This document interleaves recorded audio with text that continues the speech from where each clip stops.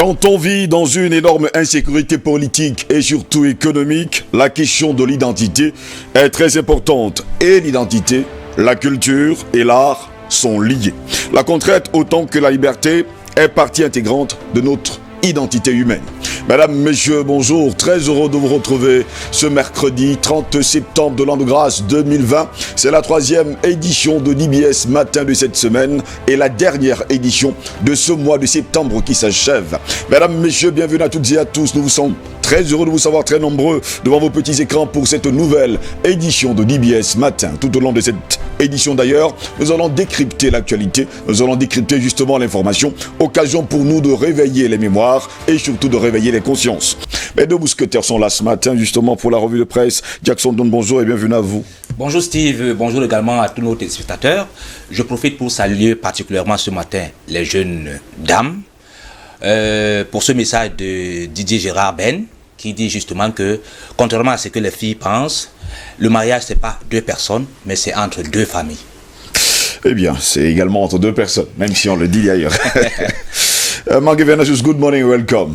Good morning, Steve, and good morning to our viewers. Permit me tell Jackson that marriage is not a wedding. There's a difference between a wedding and a marriage. The wedding is on the day of the feast, but the marriage is after, when everybody must have gone. Vous avez tout dit, ça c'est extraordinaire. So, nous on appelle ça les cérémonies du mariage. Thank you. Voilà, on appelle ça les cérémonies du mariage. Thank you. That is Et le mariage est à part. That is it. Actually, out of the celebration. Ah, vous savez, le jour où vous vous mariez, on dit cérémonie de mariage. Mais le jour où vous commencez à vivre dans la même maison, vous commencez justement le mariage. Actually. Et j'espère tout simplement que ceux et celles qui sont à la maison en train de nous suivre et qui sont d'ailleurs mariés, ils savent ce que c'est. Ce n'est pas facile d'ailleurs, hein, ce n'est pas un long fleuve tranquille. On le sait, il y a les hauts, il est bas.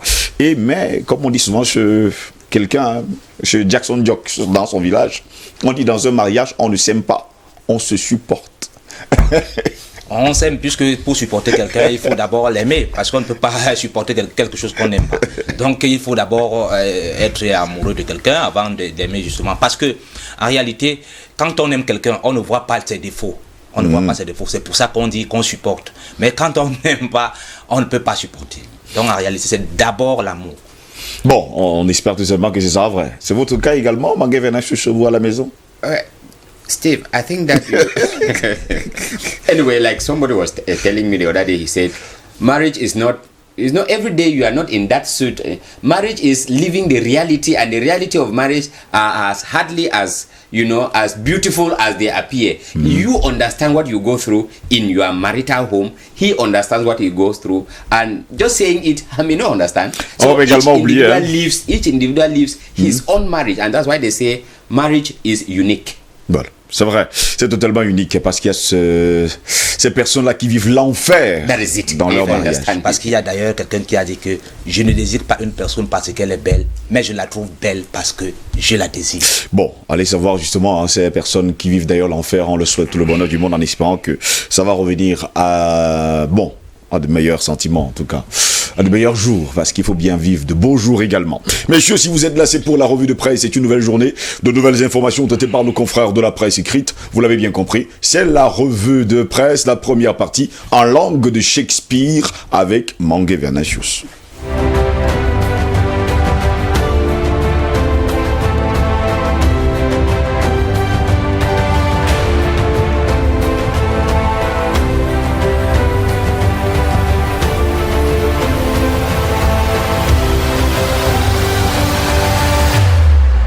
For this midweek edition, this last day of the month, 30th of September 2020, we begin with the Guardian Post newspaper telling us in education on page 3 that key diaspora Ambazonian leaders back effective school resumption in the northwest and southwest regions. The paper cites people like Eric Tato and Mark Berata who insist that children's education cannot be sacrificed for 5 years running. Still in education, the paper on page 2 says, anxiety grips students as GCE results are awaited. The paper tells us that sources are hinting that the GCE board could end the suspense by Friday, October 2nd. The government-owned Cameroon Tribune looks at the major national dialogue 1 year on, counting the numerous achievements registered so far. On pages 6 to 12, the paper talks of promulgation of the law on decentralized territorial collectivity, granting a special status to the Northwest and Southwest regions, promulgating the law on the promotion of official languages, adoption of the presidential plan for the reconstruction of the Northwest and Southwest region, convening of the electorate for the election of regional councils, the liberation of many detainees, amongst others, as results of the dialogue since the end of discussions on October 4th, 2019. On pages 2 to 3, Prime Minister lays the foundation stone for the BIAC agency in Bolova. The paper tells us that as personal representative of the head of state, Dr. Dion Ngute chaired the ceremony to lay the foundation stone of the BIAC building in Bolova, South region, yesterday. The paper says the 3-story building is expected to be completed in 2 years.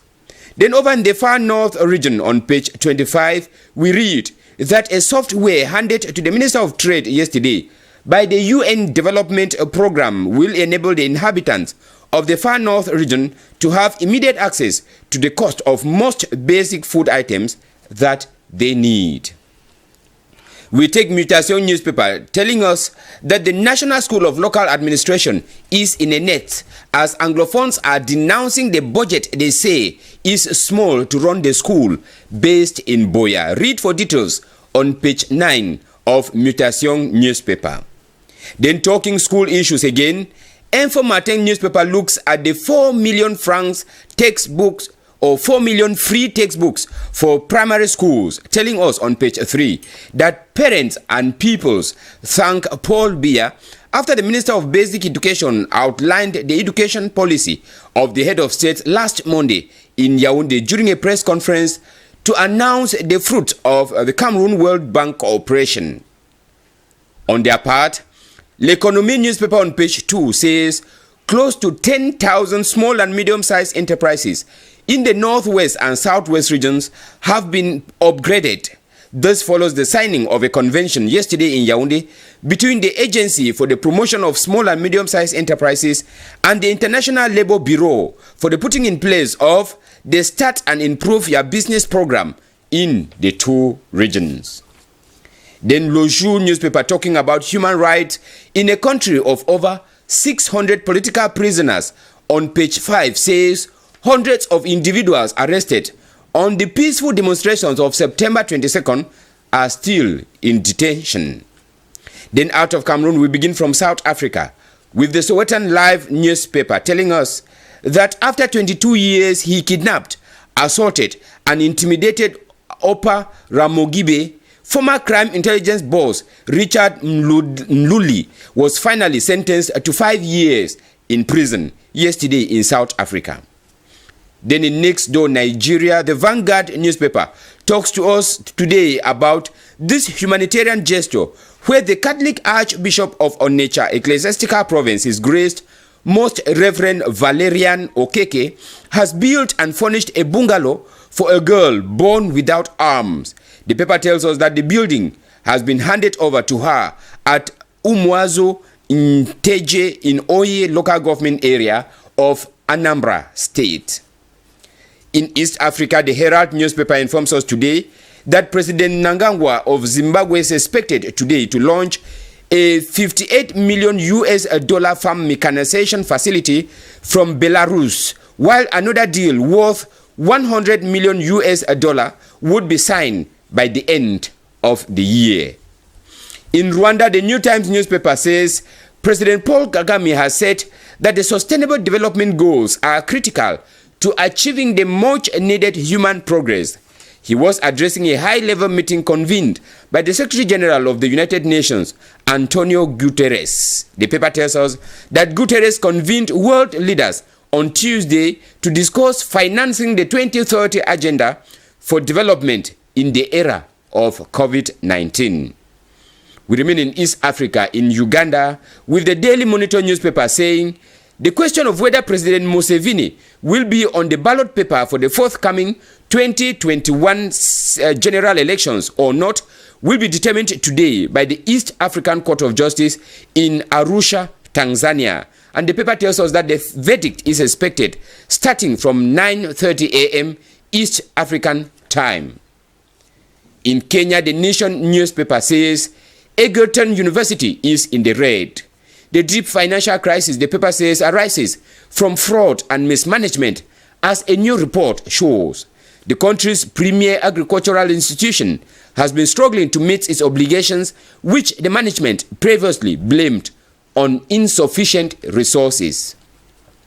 Out of Africa, the Moscow Times newspaper in Russia reports that Armenia on Tuesday said a Turkish fighter jet had shot down one of its warplanes during heavy fighting with Turkey's ally Azerbaijan, but Ankara fiercely denied the claim.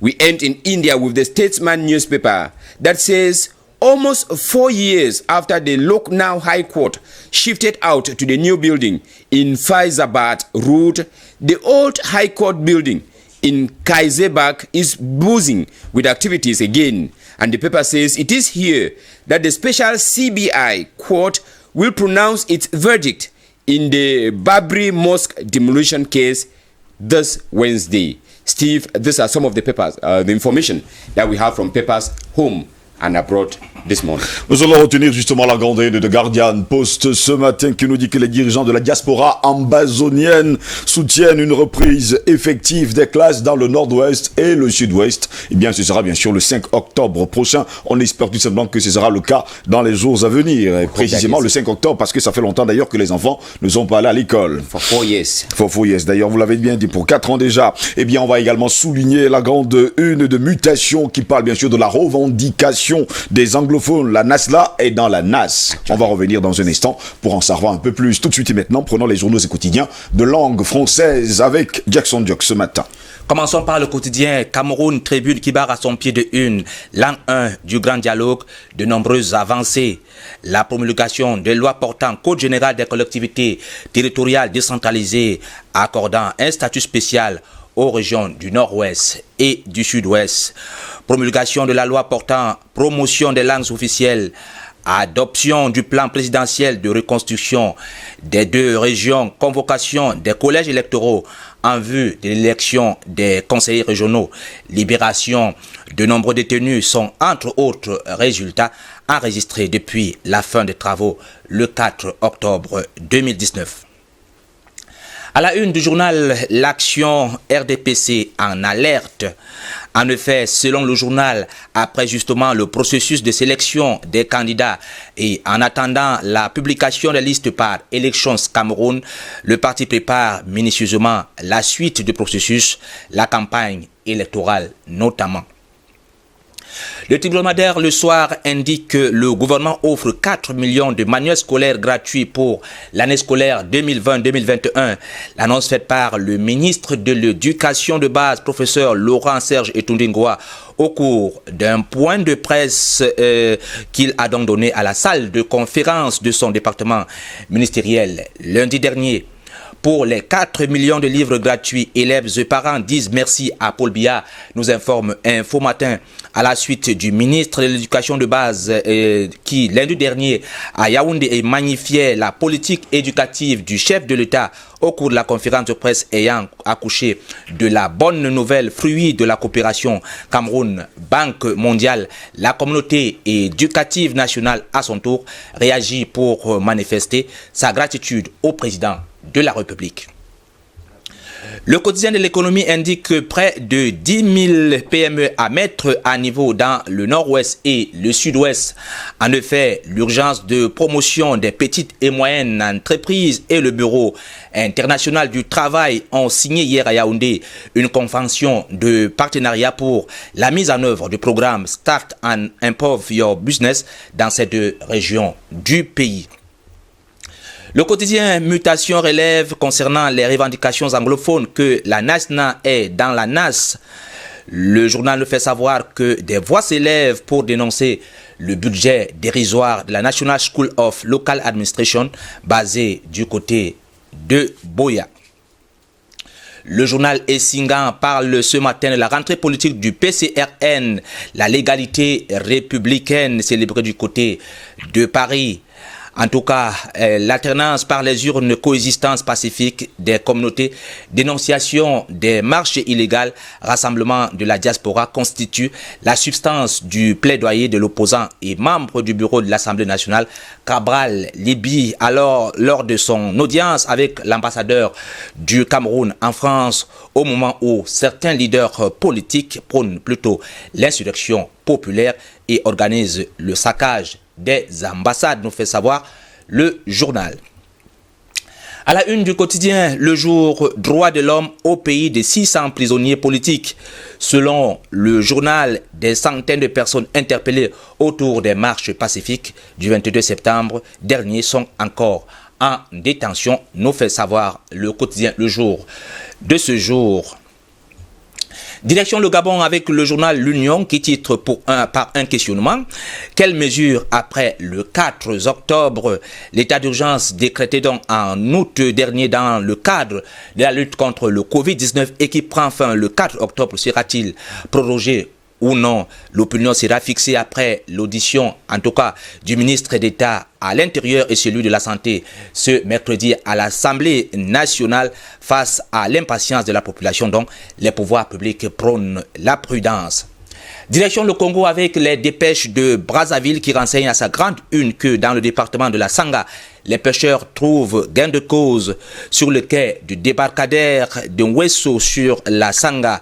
Le poisson est une denrée alimentaire la plus vendue en temps de crise au détriment d'autres aliments qui n'ont du mal à être écoulés. Les produits en provenance donc du Cameroun font que l'offre soit supérieure à la demande, nous fait savoir le journal. En R2 Congo, le courrier de Kinshasa évoque l'Assemblée nationale. Le calendrier de la session budgétaire se fait toujours attendre. En tout cas, le calendrier de la présente session budgétaire se fait toujours attendre. Entre-temps, le gouvernement ne fait pas non plus montre d'empressement pour transmettre à l'organe législatif le projet de loi portant réduction des comptes de l'exercice 2019 ainsi que le collectif budgétaire 2020 dont le vote du budget 2021 reste tributaire.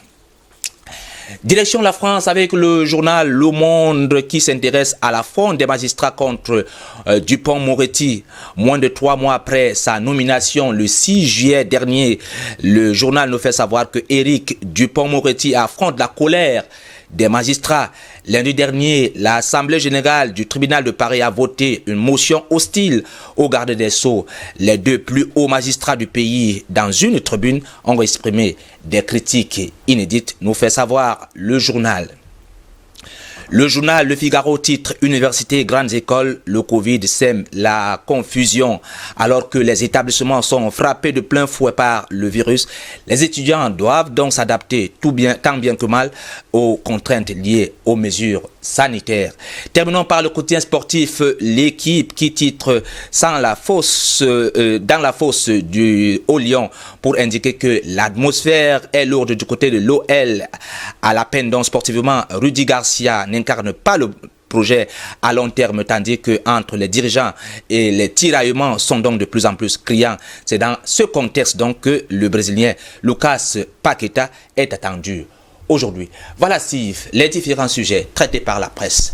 Le reste, c'est en kiosque ou chez votre marchand de journaux. Il faut toujours le rappeler. Pendant ce temps, vous nous avez parlé de Éric Dupond-Moretti. Il avait bien précisé, avant même qu'on le nomme ministre. Ne me nommez pas ministre, je vais tout saccager. Ce sont ses propos. Je vais tout gâter, je vais mettre tout à l'envers. Oui, et puis, je crois que c'était avant. Malheureusement, on l'a nommé ministre et tout est à l'envers. Hein, oui. Au ministère de la Justice. Alors, tout est à l'envers, puisque les magistrats sont déjà en train de vendre. Vous savez, il y a de cela, je crois que c'était lundi, oui, où il disait que, justement, les procès doivent être retransmis en direct maintenant à la télévision. Une grande première. Donc c'est quelqu'un qui il a tenu sa promesse. Hein. Il avait dit qu'il mettait tout à l'envers. On comprend pertinemment que le mec, il avait prévenu que lui, il veut pas être ministre, mais On l'a quand même mis là. Bon, allez savoir justement pourquoi. Eh bien, messieurs, en un du grand dialogue national, les nombreuses avancées enregistrées, c'est le titre retenu ce matin par le quotidien national camerounais et surtout gouvernemental Cameroun Tribune. Oui, disons que il y a des avancées notoires, on peut le dire. Mais justement, les avancées, je crois que ça ne doit pas être de façon formelle. Il faut de façon pratique sur le terrain.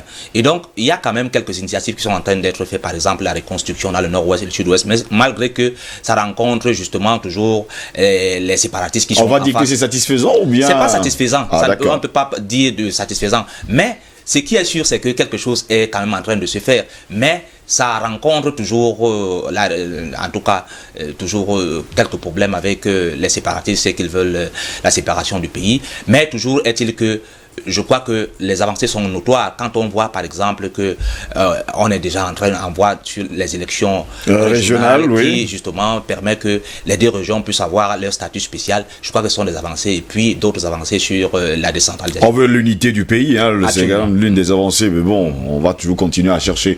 Mais pendant ce temps, il y a quand même certains journaux et quotidiens de langue anglaise ces dernières semaines qui nous ont justement souligné ce détail, que les choses sont en train d'avancer, surtout les résolutions prises au cours du grand dialogue national. Actually, Steve, when we're talking about this major national dialogue, 1 year on, you know, people started right from Monday telling us about one minister or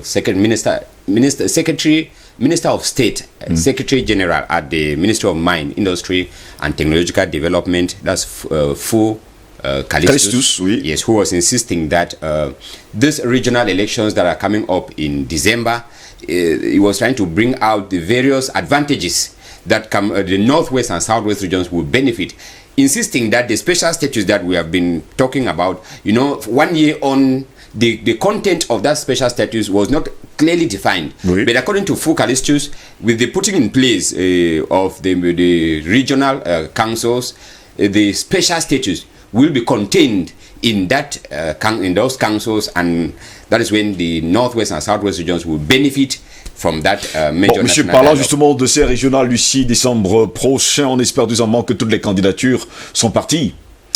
Oui, bien sûr, mais maintenant on attend la réaction d'Elections Cameroun. Vous savez que Elections Cameroun doit d'abord vérifier la conformité des dossiers. Oui. Ensuite, maintenant, ils vont publier des listes. Donc, après d'abord la conformité des dossiers, maintenant on va sortir une liste. Maintenant, ceux qui vont faire des revendications ont le temps de faire des revendications. Je crois qu'ils ont peut-être la limite, peut-être c'est une semaine pour faire leurs revendications, si c'est possible maintenant, les réinsérer, ou c'est pas possible. Ou alors, vous êtes carrément mis à l'écart alors. Oui, absolument. Donc, je crois que pour l'instant, elle est quand même dans son rôle. On attend simplement que ce soit comme ça jusqu'à la fin. Jusqu'à la fin. Messieurs, revenons également toujours sur le Guardian Post ce matin, qui nous fait savoir que les dirigeants de la diaspora ambazonienne soutiennent une reprise effective des classes dans le nord-ouest et le sud-ouest le 5 octobre prochain. Yes, the Guardian Post telling us on page 3 that separatist leaders like Mark Berata, like Eric Tato in the diaspora are asking for schools to resume in the northwest and southwest region, insisting that the future of these children could not be sacrificed for 5 years running. But then, Steve, when I listen to what these guys were saying, anyway, they have the right to be talking now like that, but these are the very people who called for school boycott in the northwest and southwest region. That's why we keep telling people that we can talk of a war. It can begin today. We have it in history that it started today. But we don't know when it is going to end. Because when they were talking about the idea of boycotting schools, they were thinking that maybe something of 1 year, 1 week, 1 month. But now we are already talking about 5 years. Oui. Yes, and we don't know if it will actually take place. When we're talking about school resumption in the northwest, I'm talking about precisely the northwest region. You know, with this operation, Bamenda Clean, that has been going on since the beginning of this month of September, a number of people are leaving the northwest and southwest regions. Another issue is the coming of, you know, tomorrow is the 1st of October, and you know, historically speaking, the 1st of October in the northwest and southwest regions has always been a date with problems. So people have been running away from Bamenda since Monday. Our correspondent in Bamenda was telling us that parks are, you know, completely, you know, packed, jammed with people who want to leave the two regions. We are leaving the regions on the eve of school resumption. Who will resume schools in these regions? Another issue. Et qui est-ce qui va habiter justement dans ces deux régions? Si un temps soit peu, toutes les personnes qui vivent d'ailleurs dans ces deux régions prennent l'initiative de s'en aller. Another issue is the issue of, the reconstruction of the Northwest and Southwest regions.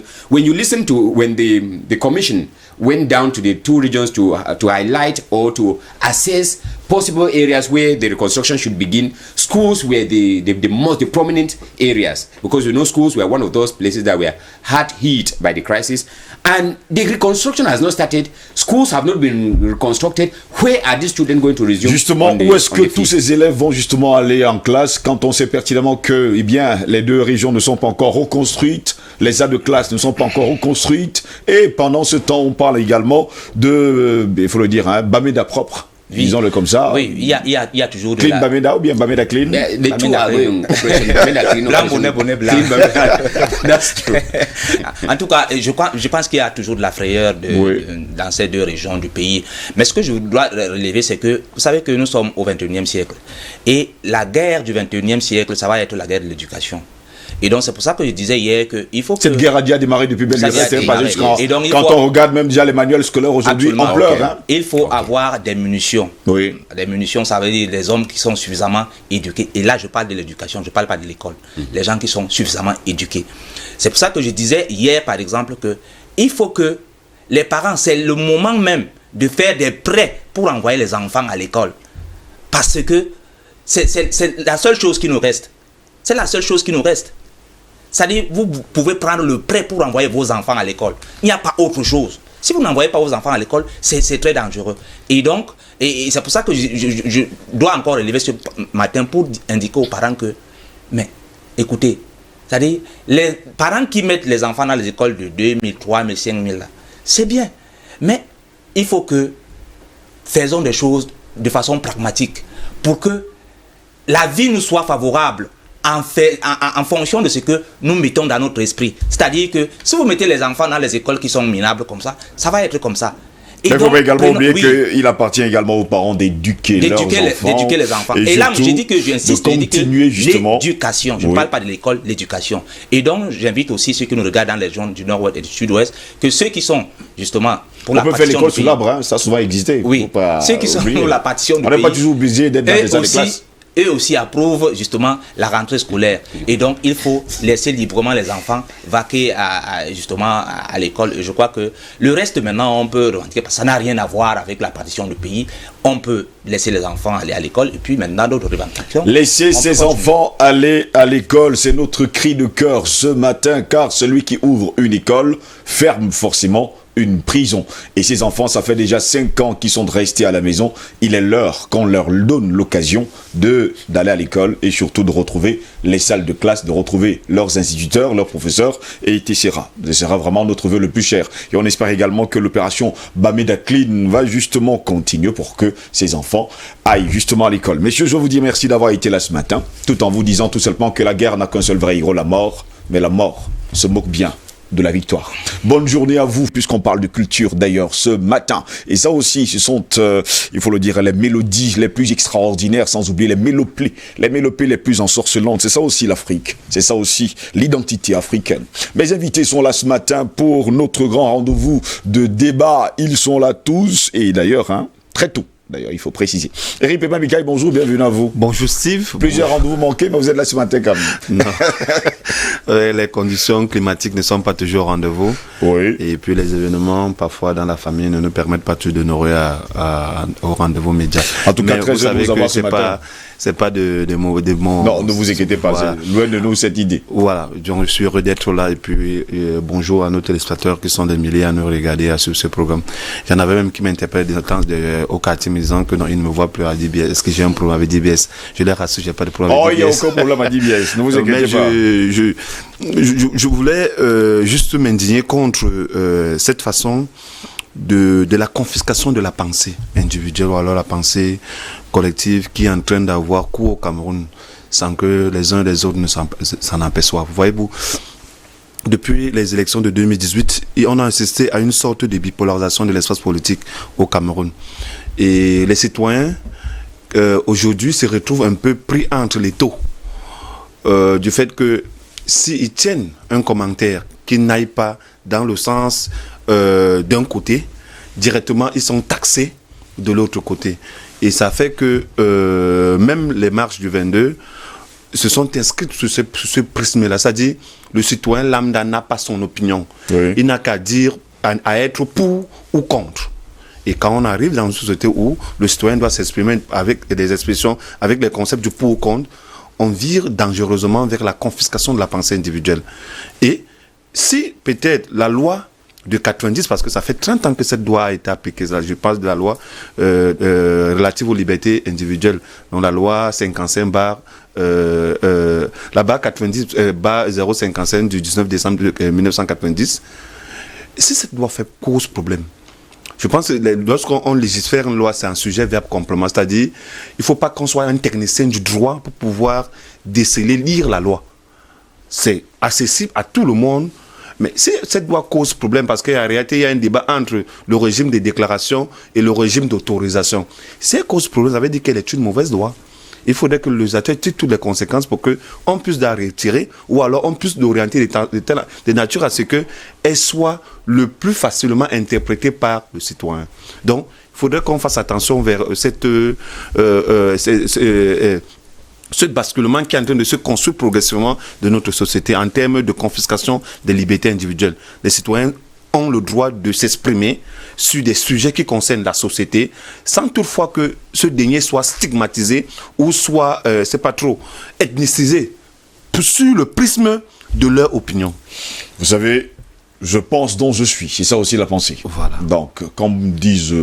D'ailleurs, Shakespeare déclarait haut et fort que tu sois d'une chasteté transparente comme la glace, d'une pureté de neige, tu ne pourras jamais échapper à la calomnie. Parfois, votre pensée est toujours mal écoutée, peut-être même mal vue. Voilà. Mais on peut faire justement avec.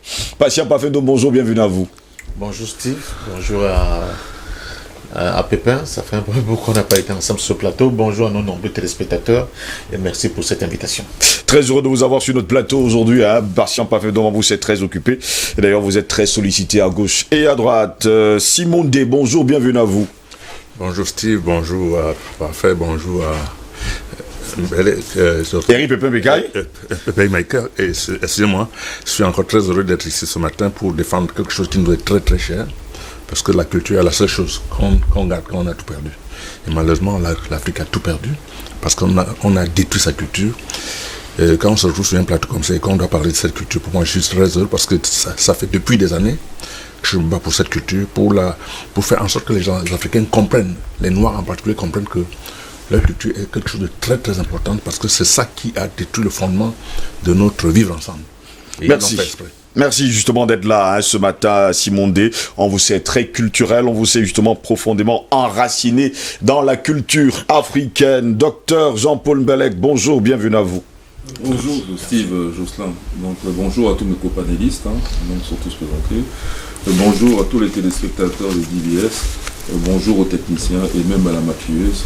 En tout cas, je souhaite à tout le monde, Camerounais, les Africains, le monde entier, une bonne et agréable journée de fin du mois de septembre. On est très heureux de vous avoir également sur notre plateau ce matin. Je rappelle d'ailleurs à nos téléspectateurs que du côté de Afrique Science, vous enseignez justement un peu plus tout, il faut le dire, les langues nationales que vous avez d'ailleurs choisies. Vous revenez également sur l'égyptologie, l'origine même des mots, l'origine même des termes et surtout même l'histoire profonde de l'Afrique. Les sciences entièrement et totalement africaines également, vous les enseignez du côté de Afrique Science. Merci d'être là ce matin. Madame, monsieur, bienvenue à toutes et à tous. Voici le débat.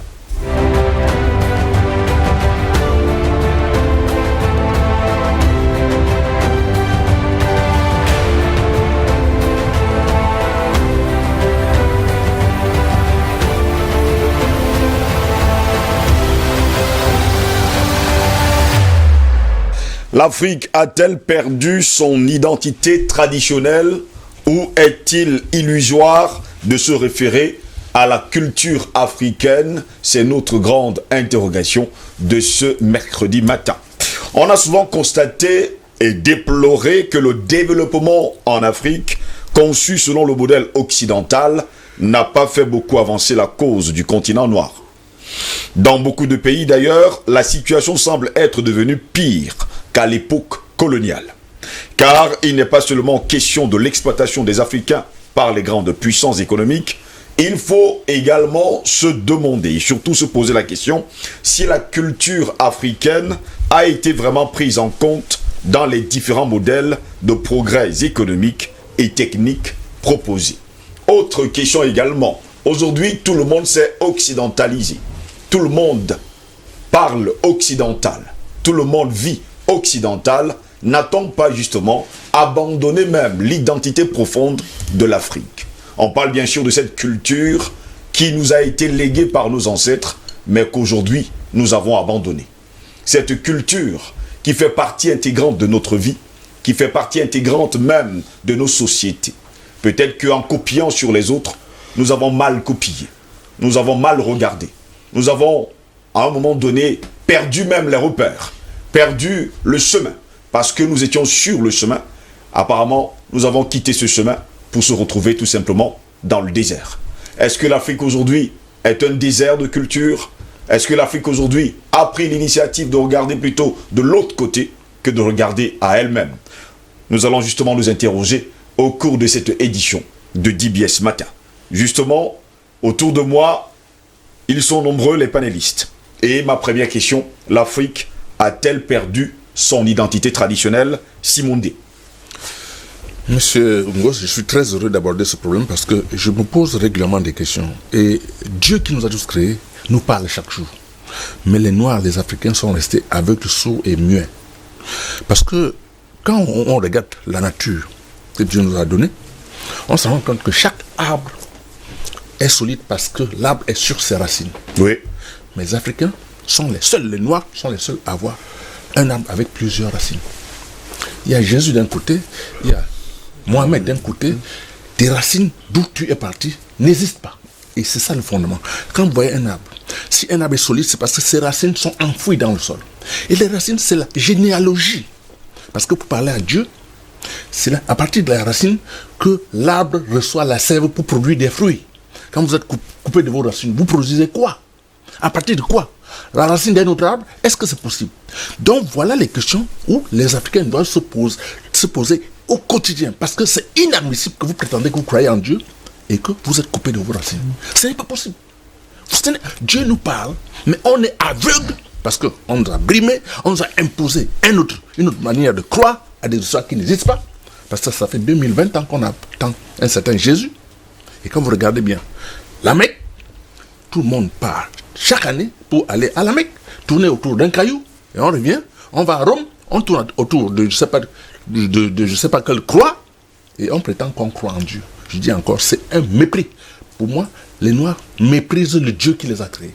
Parce que vous ne pouvez pas croire en Dieu et ignorer ce dont le canevas par lequel vous êtes arrivé sur terre. Si vous avez un père, une mère, ça veut dire que Dieu est passé par quelqu'un pour vous donner une culture que vous avez ignorée complètement. Et je voudrais attirer l'attention des uns sur les autres.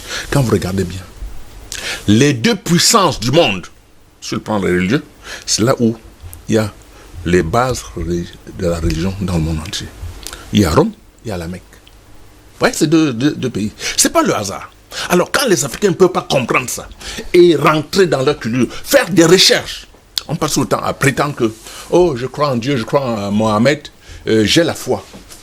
Je demande à chaque Africain de croire qu'avec sa foi, il peut aller sur un manguier ramasser une orange. Qu'on me demande. Ça, c'est la preuve que... D'ailleurs, mon livre, qui doit paraître peut-être en début de janvier, février, doit parler de la spiritualité. Parce que c'est un truc extrêmement important. Je dis encore qu'on a en Afrique des choses, que rien qu'en disant ces choses, vous avez un développement exponentiel. Or, oui. On a détruit ça sérieusement. Je parle de Golituba. Quand vous voyez une croix dessus, ça veut dire que c'était un endroit puissant pour tout le peuple Bassa. Mais, exprès, on a détruit, on a mis une croix. Or, il faudrait que les Mbambok se lèvent un matin et aillent, comme ils l'ont fait déjà, il faut qu'ils aillent continuer à détruire parce qu'on a arraché la puissance de l'homme Bassa à partir de cet endroit. Tant qu'on n'est pas revenu sur cette histoire, je vous assure qu'on aura des problèmes. Et c'est ça qui est la cause de tous les problèmes qu'on rencontre en Afrique. La culture, la spiritualité. Parce que quand on vous impose un Dieu qui n'est pas le vôtre, qui n'est pas dans vos croyances, on a détruit le fondement de votre culture. Aujourd'hui, dans nos familles, on cause le français. On impose à nos enfants aller à l'église, aller à la mosquée. Au détriment de notre racine, notre culture, qui est fondamentale. Je me réjouis de voir que le docteur Mbele qui est là, il enseigne la langue maternelle, qui est la base de la culture. Parce que aujourd'hui, au XXIe siècle, dans toutes les langues, dans toutes les familles, vous allez voir les gens qui parlent français, l'anglais, au détriment de notre langue. Vous pensez que c'est le blanc qui viendra parler la langue maternelle à vos enfants? Et après la disparition de ceux qui parlent la langue maternelle, vous pensez que les enfants deviendront quoi? Des êtres hybrides qui n'ont aucun repère, sur tous les plans. Et ça, c'est extrêmement grave. Monsieur Ngos, c'est extrêmement grave. Je passe tout mon temps à faire des conférences un peu, dans des réunions, pour expliquer aux gens le fondement de la culture africaine. Et ça est l'important. Est-ce que c'est justement l'Église et surtout l'islam qui ont justement détruit la culture africaine? Je vais dire oui, parce que je pense que quand on est venu, les gens sont venus en Afrique avec la Bible, Dieu, et le Coran. Et le Coran, le fusil de l'autre. Oui, alors vous pensez pas, on vient vous caresser avec un fusil et le Coran, on vient vous imposer quelque chose par la force. Donc, les Africains n'ont pas été volontairement, ils ne sont pas allés volontairement vers une croyance. Parce que quelque chose qui est bien, on ne vous l'impose pas. Vous choisissez et vous allez librement. Et quand on vient vous l'imposer, ça veut dire qu'il y a un problème. Alors quand quelqu'un vient avec une arme d'un côté, et la Bible, il vous impose ça par la force, et il vous dit que si on vous dit d'un jour, il faut attendre l'autre. Ça veut tout dire. Ça veut dire qu'on vous impose de force une culture qui n'est pas vôtre. Et la preuve, c'est que quand vous allez dans tous ces pays, vous verrez que tous nos produits, nos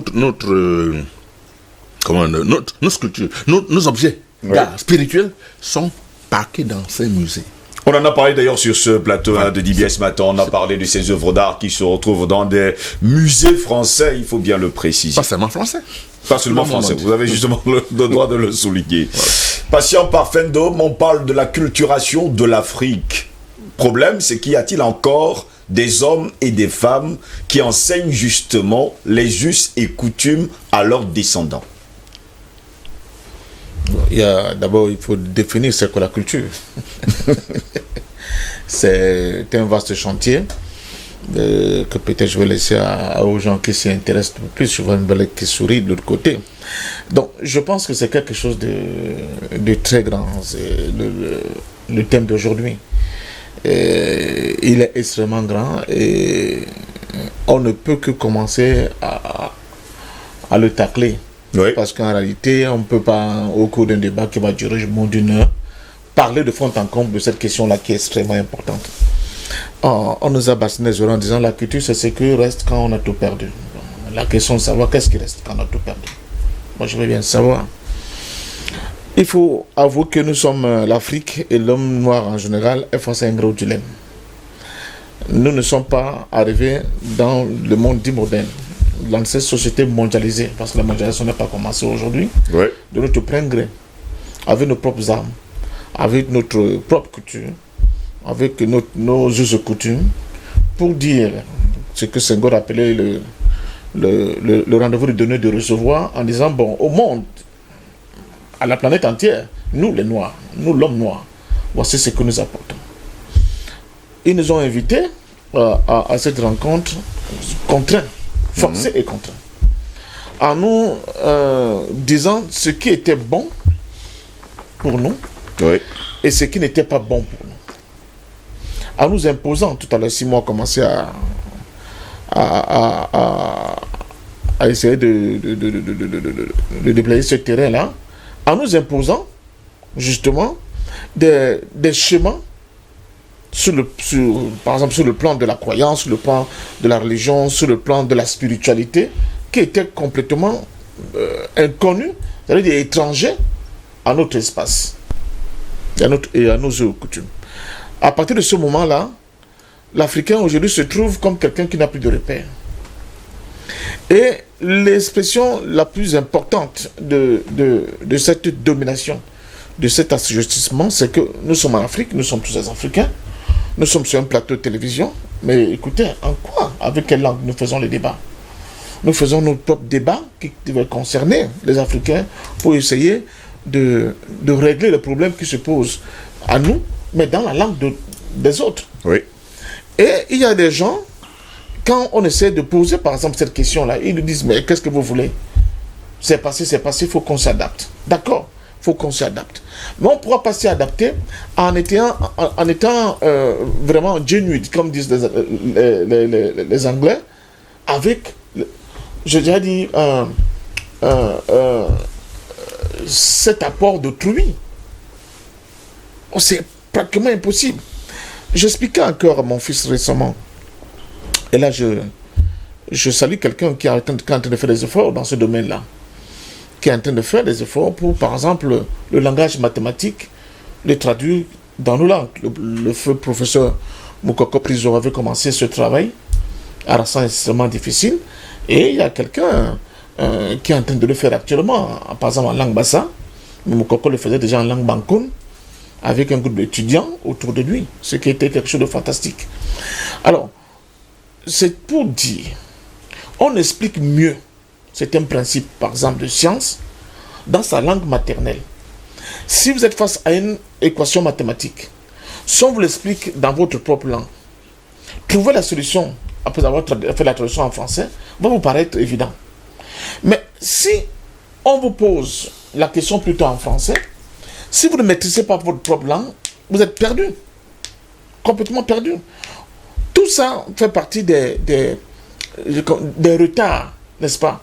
Parce que vous n'êtes pas vous-même quand vous abordez un problème, et vous n'êtes pas vous-même quand vous êtes en capacité d'apporter des solutions au problème. Et ça détruit complètement tout. Ça nous donne un retard incroyable. Le premier retard, c'est là. Le pays où on a eu des gens qui ont lutté pour acquérir leur souveraineté plus ou moins, conscients de ce retard, ont commencé à apporter des bulles de solutions. Je vous donne un pays, par exemple, comme l'Afrique du Sud. Si vous allez en Afrique du Sud, vous allez vous rendre compte que l'administration, je dis bien l'administration, Oui. dans l'administration, il y a des bureaux où on va vous recevoir en anglais. Mais il y a des bureaux aussi dans cette administration, on vous reçoit dans les langues africaines. Ça peut être en Souksa, ça peut être en Zoulou, ça peut être dans les autres langues. Le Swahili et tout ce qui va avec. Je dis dans les langues africaines, hein, c'est-à-dire vous voulez faire, par exemple, vous établir une carte d'identité, vous n'avez pas besoin de parler forcément anglais pour le faire. Vous voulez faire, je ne sais pas, un truc au niveau de vos impôts, vous n'êtes pas obligé forcément de parler anglais pour pouvoir le faire. Donc, ce sont des débuts d'approche pour résoudre ce problème. Parce que c'est un problème qui est grave. Bon. Maintenant, si nous passons ce volet-là, de cette possibilité, ou bien de cette recherche de solution, pour essayer de corriger ce gros manquement que nous avons aussi le fait que quand nous sommes là maintenant, on nous dit les enfants, il faut commencer à leur apprendre, comme Simon disait tout à l'heure, nos langues de la maison, parce que nous, les parents, très peu parlent encore dans leur langue à leurs enfants. Ce n'est pas une question de mariage mixte, mais c'est une question de volonté pour paraître moderne. Il faut parler français ou bien il faut parler anglais. Il y a encore un passé récent, on nous expliquait que il faut faire attention, maintenant c'est l'anglais. Hein? Si quelqu'un ne connaît pas l'anglais, tant pis pour lui, il est perdu dans le monde moderne dans lequel nous allons vivre. Mais ce qui est grave dans l'affaire, c'est qu'au niveau de la superstructure qui est l'État, les efforts sont peut-être faits, mais ils sont faits à minima pour essayer de contenir ce que j'appelle ce génocide culturel, seulement par le vecteur culturel qu'est la langue. C'est un véritable génocide. Parce que quand je regarde autour de moi, j'ai l'impression que d'ici 50 ans, on va avoir des Camerounais qui ne parlent aucune langue camerounaise. Aucune. Même très haut, hein, même des gens, soi-disant des intellectuels très haut placés, qui comprennent la complexité et la problématique de cette question-là. Vous allez avoir des Camerounais qui ne parlent aucune langue camerounaise. Où va-t-on avec ça? Où va-t-on? Tout à l'heure, Pépin parlait des difficultés qui sont nées depuis la dernière élection. On voit les exacerbations des divergences ou bien ethniques. Mais les gens qui le font, Ils le font exprès. Ils le font exprès en réalité pour dessoucher justement cet acquis culturel que nous avions à l'époque, à savoir parler sa langue. Moi, je suis heureux aujourd'hui d'être en face des gens qui parlent la même langue que moi. Mais je dis, allez voir nos enfants. Vous leur dites quelque chose, je dis, papa, je ne comprends pas. Ou Norbeki. C'est grave. Donc, il faut qu'il y ait des décisions fortes pour qu'on aille, pour qu'on corrige cette affaire-là. Mais ça ne se limite pas là. La culture ne se limite pas à la langue. Je dis que le domaine est vaste. Prenons le cas culinaire. Oui, ça fait partie de notre culture. Bien sûr. Allez voir ce que nous mangeons dans nos maisons maintenant. Depuis que ce qui nous était interdit, ou bien était comme le rêve, le riz et le poulet est devenu le plus grand pâquerette. Toutes nos cuisines, c'est tcharang à longueur de journée. Nos femmes ne savent plus faire des légumes du village. Pas de pierres utilisées. C'est-à-dire qu'on est en train de perdre tout un patrimoine sur le plan culinaire, sur le plan culturel, sur le fallacieux prétexte qu'on veut manger, je ne sais pas, la sauce tartare, des conneries comme ça. Et tout le monde voit ça. Comme Et personne ne dit rien. Comme si ça allait de soi. Oui. On n'apprend plus à nos jeunes filles aujourd'hui ces bases-là. Il y a même des filles qui ne savent même pas cuisiner, hein, patient parfait, dont vous ne l'avez pas souligné. Oui, mais c'est très grave, ces petites bases. Moi, je voyais ma mère dire à ma soeur comment on fait pour cuisiner les feuilles de macabon que personne ne peut manger aujourd'hui. Passons sur le plan culinaire. Maintenant, les cantines, je me souviens des cantines. Ça peut paraître ancien, Ngiglaye et Yessé. Mais qui apprenait Beaucoup de choses. beaucoup de choses aux jeunes enfants. Moi, il y a une dame, la maman de Suzanne Kalalobe, qui a fait tout un livre sur cette question de cantine et l'apprentissage, n'est-ce pas, que les enfants, et puis surtout l'acquisition que les enfants doivent faire à partir de ces cantines, n'est-ce pas, d'un domaine très vaste, c'est-à-dire l'accaparement et l'acquisition de leur propre culture. Ces cantines ont disparu complètement. Tout le monde maintenant, regardez les enfants, même ceux qui sont déjà au secondaire, non, mais à l'université, ils regardent Sangoku, Naruto, des conneries comme ça là. Personne ne pense à traduire nos cantines, nos Nginglayese de l'époque, j'espère sur le plan En dessin animé, au niveau etc. local. Pour que nos enfants comprennent quand même que tout n'est pas perdu. Les danses traditionnelles, je vois ces mots, parce que j'avais vu le truc, je me souviens, tout le 11 février, le 20 mai, moi j'ai grandi à Nobel, il y avait l'ensemble de ces danses traditionnelles qui venaient de différents horizons, qui s'exprimaient. C'est comme ça que j'ai vu la danse mafia, que vous appelez la danse un pas en avant, deux pas en arrière, de mes propres yeux. D'ailleurs, ça se faisait tous les samedis soirs. Hein. Mais qui est une danse tellement belle que vous ne pouvez pas vous imaginer. Tous les Mendumba, tous les danses qu'on voyait là. Hein? Le mangambe. Non, avant le mangambe. Je vois les danses traditionnelles avec les gens qui avaient des masques, que nous on appelait les juju à l'époque. D'une beauté incroyable. Tout ça tend à disparaître. Au contraire, les gens tendent même maintenant à rendre péjoratif le fait que quelqu'un porte un masque pour danser. Il vient du Mali, il va nous donner une expérience des Dogons.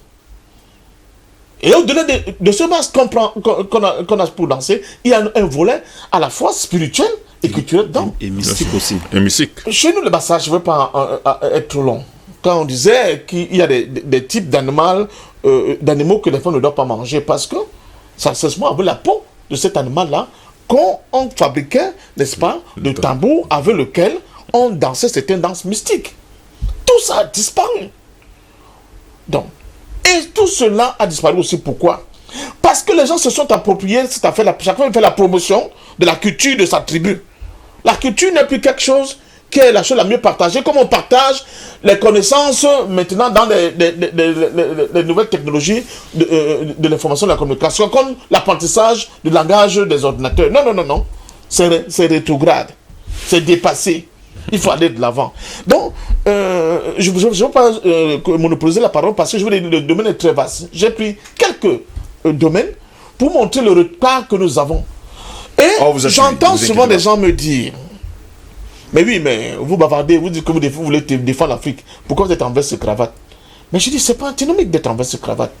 Mais ce qui est dangereux, c'est de penser que le seul mode vestimentaire qui existe, c'est être en veste et cravate. Si je peux être en veste et cravate aujourd'hui, et demain être comme mon frère, le docteur Mbelek, ou bien Simon, pourquoi pas? Mais même dans ces différents domaines, nous sommes complètement plombés. Parce qu'au lieu de faire de belles tenues comme ça, authentiques, et encourager les artisans qui font ces tenues-là, on est inondé par les marchés chinois qui nous fait des pâles copies de ce que Simon porte là. Mais, vous voyez, c'est le meilleur des moyens de continuer à tuer notre culture. Je vous ai dit, et là je sors par là, la fois dernière, qu'il y a plusieurs formes d'intelligence. Il y a plusieurs formes d'intelligence. Il faut promouvoir toutes ces formes d'intelligence.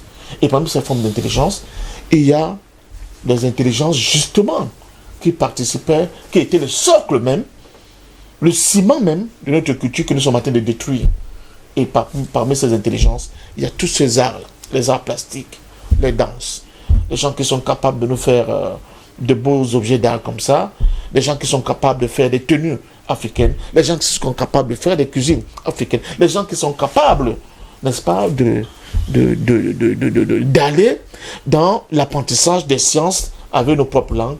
Tout ça, ce sont des intelligences qu'il faut, je ne sais pas comment on fera, mais c'est complètement compliqué, un jour mettre ensemble avec des intelligences pour commencer à avoir en réalité maintenant une véritable école africaine que nous allons apprendre à nos enfants pour qu'ils ne soient pas justement, pas seulement des sujets hybrides, mais même des sujets qui n'ont plus aucun rapport avec la terre. Merci beaucoup, Patient Parfait Ndom, pour cette première prise de parole. On va d'ailleurs dire que cette édition est justement un pavé dans la mare. Je vais me tourner vers le docteur Jean-Paul Mbelek. L'homme noir a tout apporté. Tout à l'heure, d'ailleurs, Patient Parfait Ndom parlait du rendez-vous, du donner et du recevoir. Et l'homme noir a tout apporté, tout donné d'ailleurs à la terre tout entière, au monde, et n'a reçu que les insultes. L'homme noir a reçu également la guerre, les insultes, l'esclavage, le colonialisme, le néocolonialisme, le capitalisme, la mort même, sans avoir... C'est la seule chose que l'homme noir a reçue. Et finalement, à un moment donné, il a oublié d'où il venait, parce qu'on avait déjà tout tué. Bien sûr que je ne suis pas d'accord avec ce que vous venez de dire. Je vous pose la question à vous. Oui, je réponds tout de suite, je ne suis pas d'accord. Donc, je vais expliquer pourquoi je ne suis pas d'accord. Oui, allez-y. D'abord, mes deux précédents copanélistes, ils sont restés à un certain niveau. Oui. Moi, je trouve. Et puis, ils ont présenté une situation comme c'était désespéré. Là aussi, je ne pense pas que ce soit désespéré. La situation n'est pas désespérée Pas du tout, non, rien du tout, rien. Rien, il n'y a même pas de quoi s'alarmer. Et puis, je suis étonné pour Parfait Ndom, qui est un politique. Simon aussi, d'ailleurs, c'est des politiques. Ça, c'est un problème politique que vous soulevez. Parce que, et puis, c'est aussi un problème personnel. Pourquoi, dans la famille de Parfait Ndom, ses propres enfants ne parlent pas le bassa? Peut-être que sa propre femme est bassa, d'ailleurs. Voilà. Pourquoi ils ne parlent pas bassa? Pourquoi ils parlent des enfants? Puisqu'on est encore au Cameroun, là. Hein? Bon, moi, mes enfants sont nés en France, mais ça arrivait qu'avec ma fille, nous échangeons en bassa. Et ma fille est née, elle s'est même entraînée. Elle est blanche, ma fille est née, hein. Elle est blanche. Celui qui veut, je montre la photo, là. Elle est blanche, sa maman est française. Et elle est née blanche. J'ai sa photo, là. Elle est encore là-bas en France. Elle apprenait même sur Internet, parce qu'il y a des tutoriels. Donc, vous n'avez pas parlé de cet aspect. Les gens se rattrapent bien Internet. Tu vas sur Internet, tu apprends le bassa, tu apprends le roman, là, tu apprends... Bon, ici au Cameroun même, il y a le centre Bandjounais qui est là à Ndourbon. Ouais, le feu Nono Médard, ouais. Oui, et donc je rends hommage à sa mémoire là. Il a beaucoup fait le travail avec la communauté bandjounaise, que ce soit pour les danses, que ce soit pour la langue. Moi-même, je suis intervenu au moins 2 fois là-bas, au centre bandjounais, et il faisait même, puisque on parle que chacun pour moi sa tribu. Non, il faisait même il invitait qui est Douala, moi je suis Bassa, et on échangeait. Bon, malheureusement, il est parti. Il est décédé, ouais. Voilà. Donc, permettez-moi donc de revenir sur ce que Parfait Ndom a dit, la définition. Le problème là, parce que vous avez mis identité, vous avez mis culture traditionnelle. Oui. Bon, c'est un euphémisme. Identité traditionnelle, en tout cas. Bon, identité traditionnelle. Non, ouais. c'est ça. C'est moi qui ai fait un biais. Voilà. C'est ça, identité traditionnelle. Donc, traditionnelle là est un euphémisme de quelque chose que je vais dire à ma façon. Bon. Ensuite, il y a eu la fin. Est-ce que c'est illusoire la culture africaine, n'est-ce pas? Et finalement, notre cher Steve Jocelyn, à un moment donné, vous avez parlé de la profondeur. Oui. Ok. Voilà.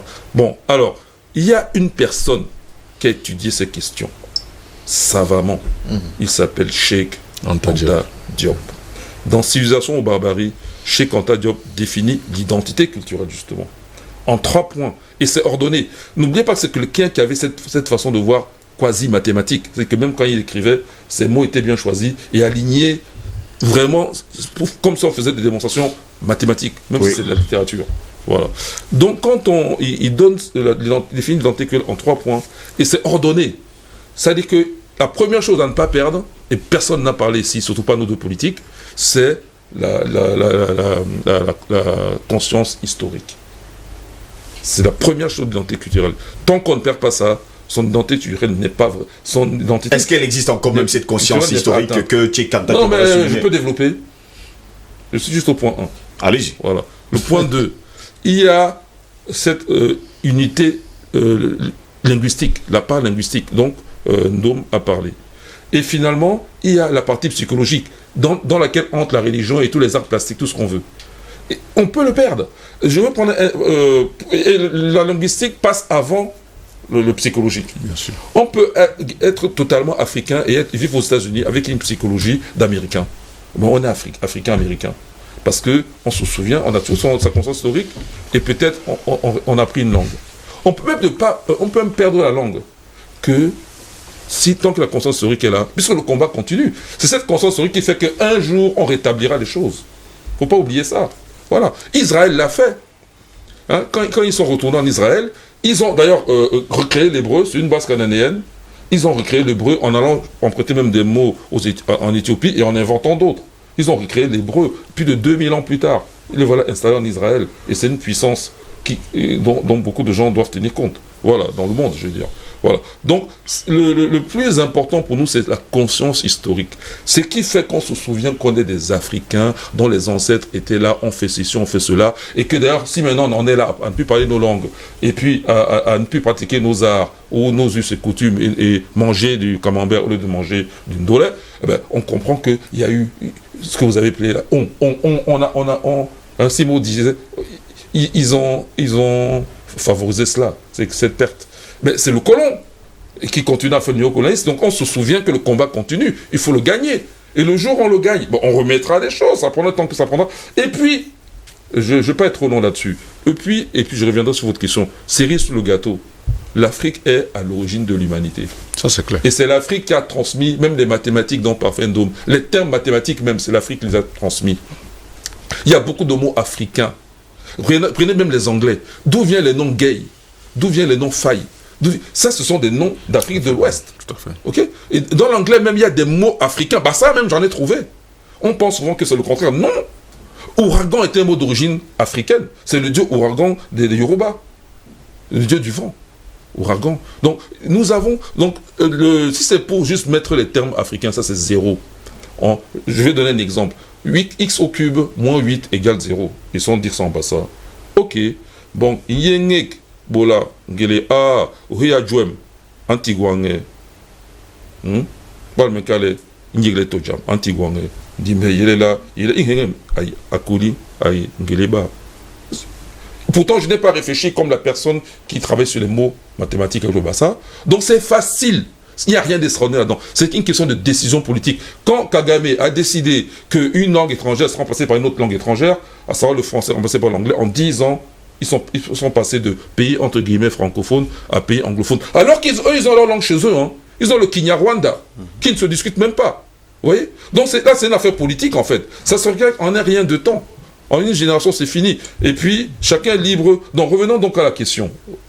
Je vais répondre, je termine avec la question. Allez-y. On peut la répéter? Je vous ai dit, jusqu'à preuve de contraire, oui.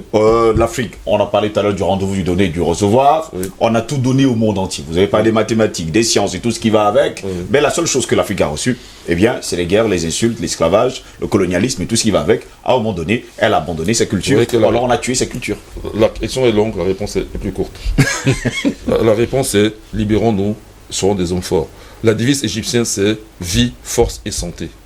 Et c'est ordonné comme l'identité culturelle. Vie, force et santé, oui. Il faut d'abord en vie. Et c'est le cas. On n'est pas comme les Indiens d'Amérique. On est encore en vie, nombreux. Ok? Maintenant, il faut qu'on devienne des gens forts. Et ça, la force passe avant la santé. Et une fois qu'on est fort, on garantit sa santé. Et personne ne viendra troubler cela. Et ça se dit en égyptien, Ankh, la vie, Ouja, la force. Et Seneb, la santé. Ouja, Ouj, ça dépend, on prononce comme on veut. C'est ça que nous avons gardé. Quand nous disons Roujé, Djé. Le Ouj là, c'est ça, Ouja, c'est ça, Djé. Parce que, et Rouj en égyptien, c'est le commandement. Quand on dit Roujé, ça dit mon commandement. Bien sûr. Et les autres répondent Djé, ils mettent la puissance. Vous voyez qu'on parle égyptien. Il s'est passé combien de millénaires là? dont la culture africaine est vivante. Eric Pepin-Miquel, vous avez suivi justement le docteur Jean-Paul Belin qui nous revient en tout cas sur l'égyptien, mais pourtant on ne va pas oublier, hein, on parlait tout à l'heure de la conscience historique, mais on a l'impression aujourd'hui qu'elle commence à se perdre. On ne parle pas les langues, on ne sait plus cuisiner. D'ailleurs, aujourd'hui, vous attendez chez vous, on vient vous servir d'ailleurs un plat. Oui, la conscience historique, elle est fondamentale, parce qu'il ne faut pas oublier que les langues, du moins en ce qui concerne la culture, si on prend le domaine des langues, on reste toujours dans un volet spatial. Parce qu'une langue, forcément, devrait se résumer à l'intérieur d'une communauté vivante, bien évidemment. Et il ne faut pas oublier, pour revenir même à la question, c'est que l'une des clauses de la conférence de Berlin de 1885 était justement de mettre fin aux pratiques barbares, du jeu barbare par les colons. Et parmi ces pratiques du jeu barbare, là, on a la culture. C'est-à-dire que à l'époque, quand un chef décédait, on avait cette coutume de l'accompagner avec l'une de ses esclave ou un esclave, l'une de ses belles femmes, ainsi de suite. Bon, pour l'impérialiste, pour le colon, c'était des pratiques jugées barbares. Il y avait cette symbiose que les peuples avaient avec des masses, avec des totems. En fait, c'était des peuples animistes. Donc, ils avaient leur religion locale. Et les colons ont jugé ces pratiques barbares et puis ils ont introduit justement la religion, parce qu'il ne faut pas oublier que en ce qui concerne le Cameroun, le premier contact entre un missionnaire occidental et les peuples camerounais, notamment le peuple de la côte, s'est opéré en 1842. Et le tout premier, c'était Joseph Merritt. C'était un métis jamaïcain qui était arrivé avec la mission londonienne pour pouvoir évangéliser sur la côte camerounaise. Et 2 ou 3 ans après, c'était à l'arrivée d'Alfred Sacker. Et puis on connaît ce que Sacker a fait en termes de socialisation pour essayer d'imposer la religion au niveau de la côte camerounaise. Parce que l'un des premiers œuvres de Sacker, c'était de traduire la Bible anglaise en langue douala, et à partir de là, la mayonnaise a pris l'huile. On a comme l'impression aujourd'hui que la religion et l'Afrique, du moins la religion occidentale importée à travers la Bible, est née en Afrique, est née au Cameroun, pour être plus précis. Parce qu'il faut seulement observer un peu le tintamarre qui anime les chapelles, les églises. On a comme l'impression que c'est ici que ça a commencé. Ça n'a jamais commencé ailleurs qu'au Cameroun. Donc, pour montrer que les langues, telles que c'est perçu, parce que ça a été brillamment développé par Patient Parfait, on a fait beaucoup d'erreurs en termes de dissipation des langues à l'intérieur de ces espaces-là. Parce qu'aujourd'hui, les langues les plus reconnues, c'est le français et l'anglais, ce sont les langues officielles. Oui. Ça veut dire que si vous arrivez quelque part et que vous ne pouvez pas être capable de vous exprimer en français et en anglais, vous n'êtes pas acculturé, mais vous êtes comme quelqu'un qui n'a pas suivi la modernité de l'État. Et l'État forcément a voulu faire beaucoup d'efforts pour se rattraper en ouvrant une section de langue, de formation de langue à l'école normale, où on formait des enseignants qui devaient venir former des langues des enfants au niveau local. Mais ce projet n'a pas fait long feu. C'est-à-dire on continue toujours à former les professeurs de langue, mais ce n'est pas au prorata de la demande, parce qu'en réalité le chantier est vaste. C'est parce qu'on se comprend. Le chantier est autant si vaste que le Cameroun est un conglomérat de langues. On identifie à peu près 223. Mais attention, ces 223 langues qui sont identifiées ont des similitudes. C'est-à-dire simple. Ça veut dire que par exemple, on peut passer du Bakoko à l'Ewondo aussi facilement. C'est-à-dire que quand un Ewondo parle et un Bakoko parle, vous avez comme l'impression que c'est la même chose. On peut passer du Bassa au Bakoko aussi. Parce qu'en réalité, les Bakoko n'ont pas besoin de faire une école de langue Bassa. Quand un Bassa parle à côté d'un Bakoko, le Bakoko te répond aussi brillamment en Bassa et réciproquement. Ça veut dire que, quel que soit le cas, la similitude au niveau de ces langues peut être au niveau de leur épistémologie et de naissance. Maintenant, si on sort de ces langues-là, avec des espaces, parce que ce sont des langues qui ont des espaces, des territoires qui ont une culture. C'est la raison pour laquelle moi, je ne considère pas ça comme étant des tribus. Je les considère comme étant des nations, tout simplement parce que ce sont des langues qui se parlent, qui s'écrivent et qui ont une histoire, qui peuvent se transmettre de manière séculaire, c'est-à-dire de père en fils, sans toutefois que on ait... En réalité, ce qui se passe à votre fille, c'est que elle est d'un sang Bassa, c'est-à-dire que elle a la culture de parler Bassa sans toutefois avoir besoin de vivre sur le territoire Bassa. C'est le cas par exemple des Batum qui jouent à l'équipe nationale. Ce sont des Bassa en France.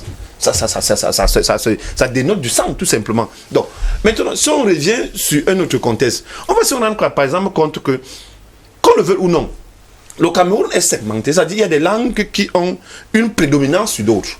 Si on prend par exemple la région du Mungo, en allant, vous allez vous rendre compte que la langue la plus dominante, jusqu'au niveau du nord ou du sud-ouest, la langue la plus dominante, c'est le pidgin. C'est la langue d'échange. Mais est-ce qu'on ne peut pas codifier le pidgin pour qu'elle devienne une langue officielle peut-être dans ce milieu-là? Et même au niveau du littoral, il y a plusieurs personnes ici qui parlent le pidgin aussi bien que peut-être le Douala. Si on va par exemple dans la région du Nord, la langue d'échange, c'est le fulfulde. Ça ne veut pas dire qu'à l'intérieur de cet espace géographique, il n'y a pas de langue locale. Il y a le Fali, il y a le Poli, il y a le Peul, il y a tellement de langues à l'intérieur. Mais la langue d'échange entre toutes les populations, c'est le fulfulde. Si vous allez au marché, vous ne parlez pas fulfulde, vous allez vous faire escroquer. Vous êtes obligé de parler fulfulde pour mieux échanger avec le commerçant.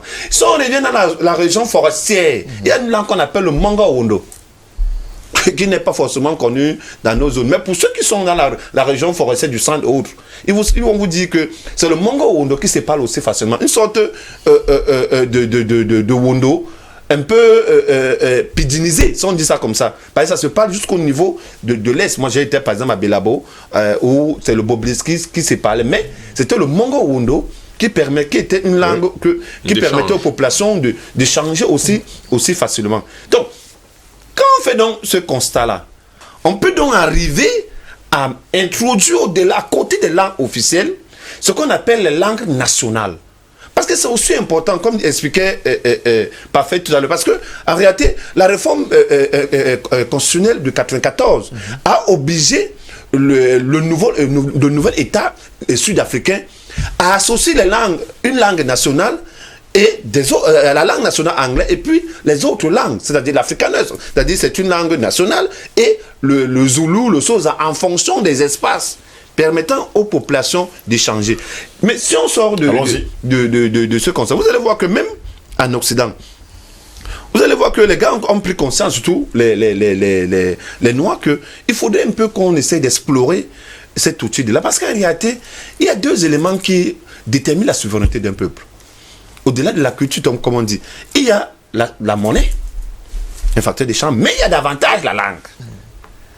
Si on n'a pas une langue qui nous permet d'échanger et qu'on comprenne les termes d'échange, Donc il va falloir qu'on revienne justement à l'égyptien, comme le disait déclaré tout à l'heure le docteur Jean-Paul Bellec. c'est possible, mais c'est possible. Puisque dans chaque langue, justement, on retrouve justement cette étymologie de l'Égypte. Oui, puisque la plupart des peuples subsahariens, négro-africains, sont descendantes de l'Égypte. Tout à fait. Donc maintenant, est-ce qu'il peut y avoir une passerelle pour que les gens aient... Mais, quel qu'en soit les cas, on a évolué. Au Sénégal, le problème ne se pose pas. Les Sénégalais ont des émissions en Wolof. C'est fluide.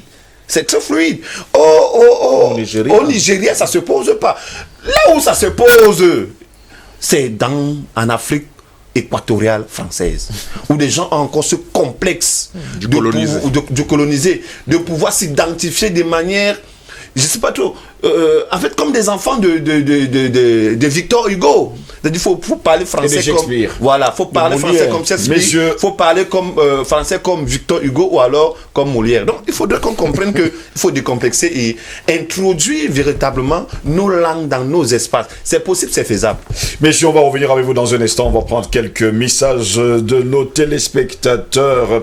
Bonjour, dit bien le sujet pertinent, la spiritualité, c'est le sol de notre identité culturelle. Mais curieusement, pourquoi le peuple Bassa est combattu en Ngor-Litouva? C'est la grande interrogation d'ailleurs. Dieu chez les Bassa s'appelle Ilolombi et la spiritualité des Bassa c'est Mbok. Pourquoi l'État camerounais permet à l'Église catholique d'étouffer la spiritualité Bassa en Ngor-Litouva? Monsieur Simo, Docteur Bellec, Parfait d'homme, s'il vous plaît, répondez à cette question. Merci. C'est Ricky depuis l'Écosse. Voilà. Bref, pourquoi l'État du Cameroun permet l'Église catholique romaine de maintenir sa croix chrétienne sur Ngorlitouba, le lieu sacré des Bassa? Je vous rappelle d'ailleurs, c'est Ricky depuis l'Écosse. Il nous écrit depuis l'Écosse. Bonjour le panel, d'emblée, ils nous ont tout pris, j'allais dire arraché. Et chez moi, on dit souvent que quand on tombe, on ne regarde pas souvent là où on a trébuché. On doit regarder. On ne regarde que là où on s'est cassé les dents. Ils nous ont tout arraché sur le plan politique. Ils nous imposent la démocratie qui n'est pas de tout notre affaire. 2, sur le plan religion, croient à leur Dieu. Nos filles se marient avec le voile. Sur le plan 3, sur le plan social, c'est la catastrophe. On peut en citer à profusion culinaire, vestimentaire, et j'en passe. La personne ne nous a pas laissé le nom, mais je pense que c'est Monsieur Otto. Voilà, je reviens, je pense que c'est Monsieur Otto, il nous a écrit hier. Bonjour à tous les téléspectateurs d'IBS. Selon moi, l'Afrique a perdu ses bases traditionnelles après la colonisation qui a pillé le continent. L'Occident a tué la tradition africaine à travers l'occidentalisation du monde qui intègre les langues et les cultures étrangères. Ismaïla depuis Bogo Maroua. Allons-y encore. Merci d'IBS pour votre travail chaque jour. Nous sommes édifiés. La personne n'a pas laissé de nom. Salut d'IBS, c'est un grand plaisir de vous écouter ce beau matin. À mon avis, c'est tout de même normal que nous soyons vraiment dénaturalisés après les vagues de pénétration étrangère arabo-musulmans et surtout occidentales. Mais cela ne saurait être une fin en soi. Il est grand temps de nous rattraper en nous servant de notre passé pour miroir. Comme miroir, c'est Latifou Moula depuis Sokodé au Togo. Merci à vous également.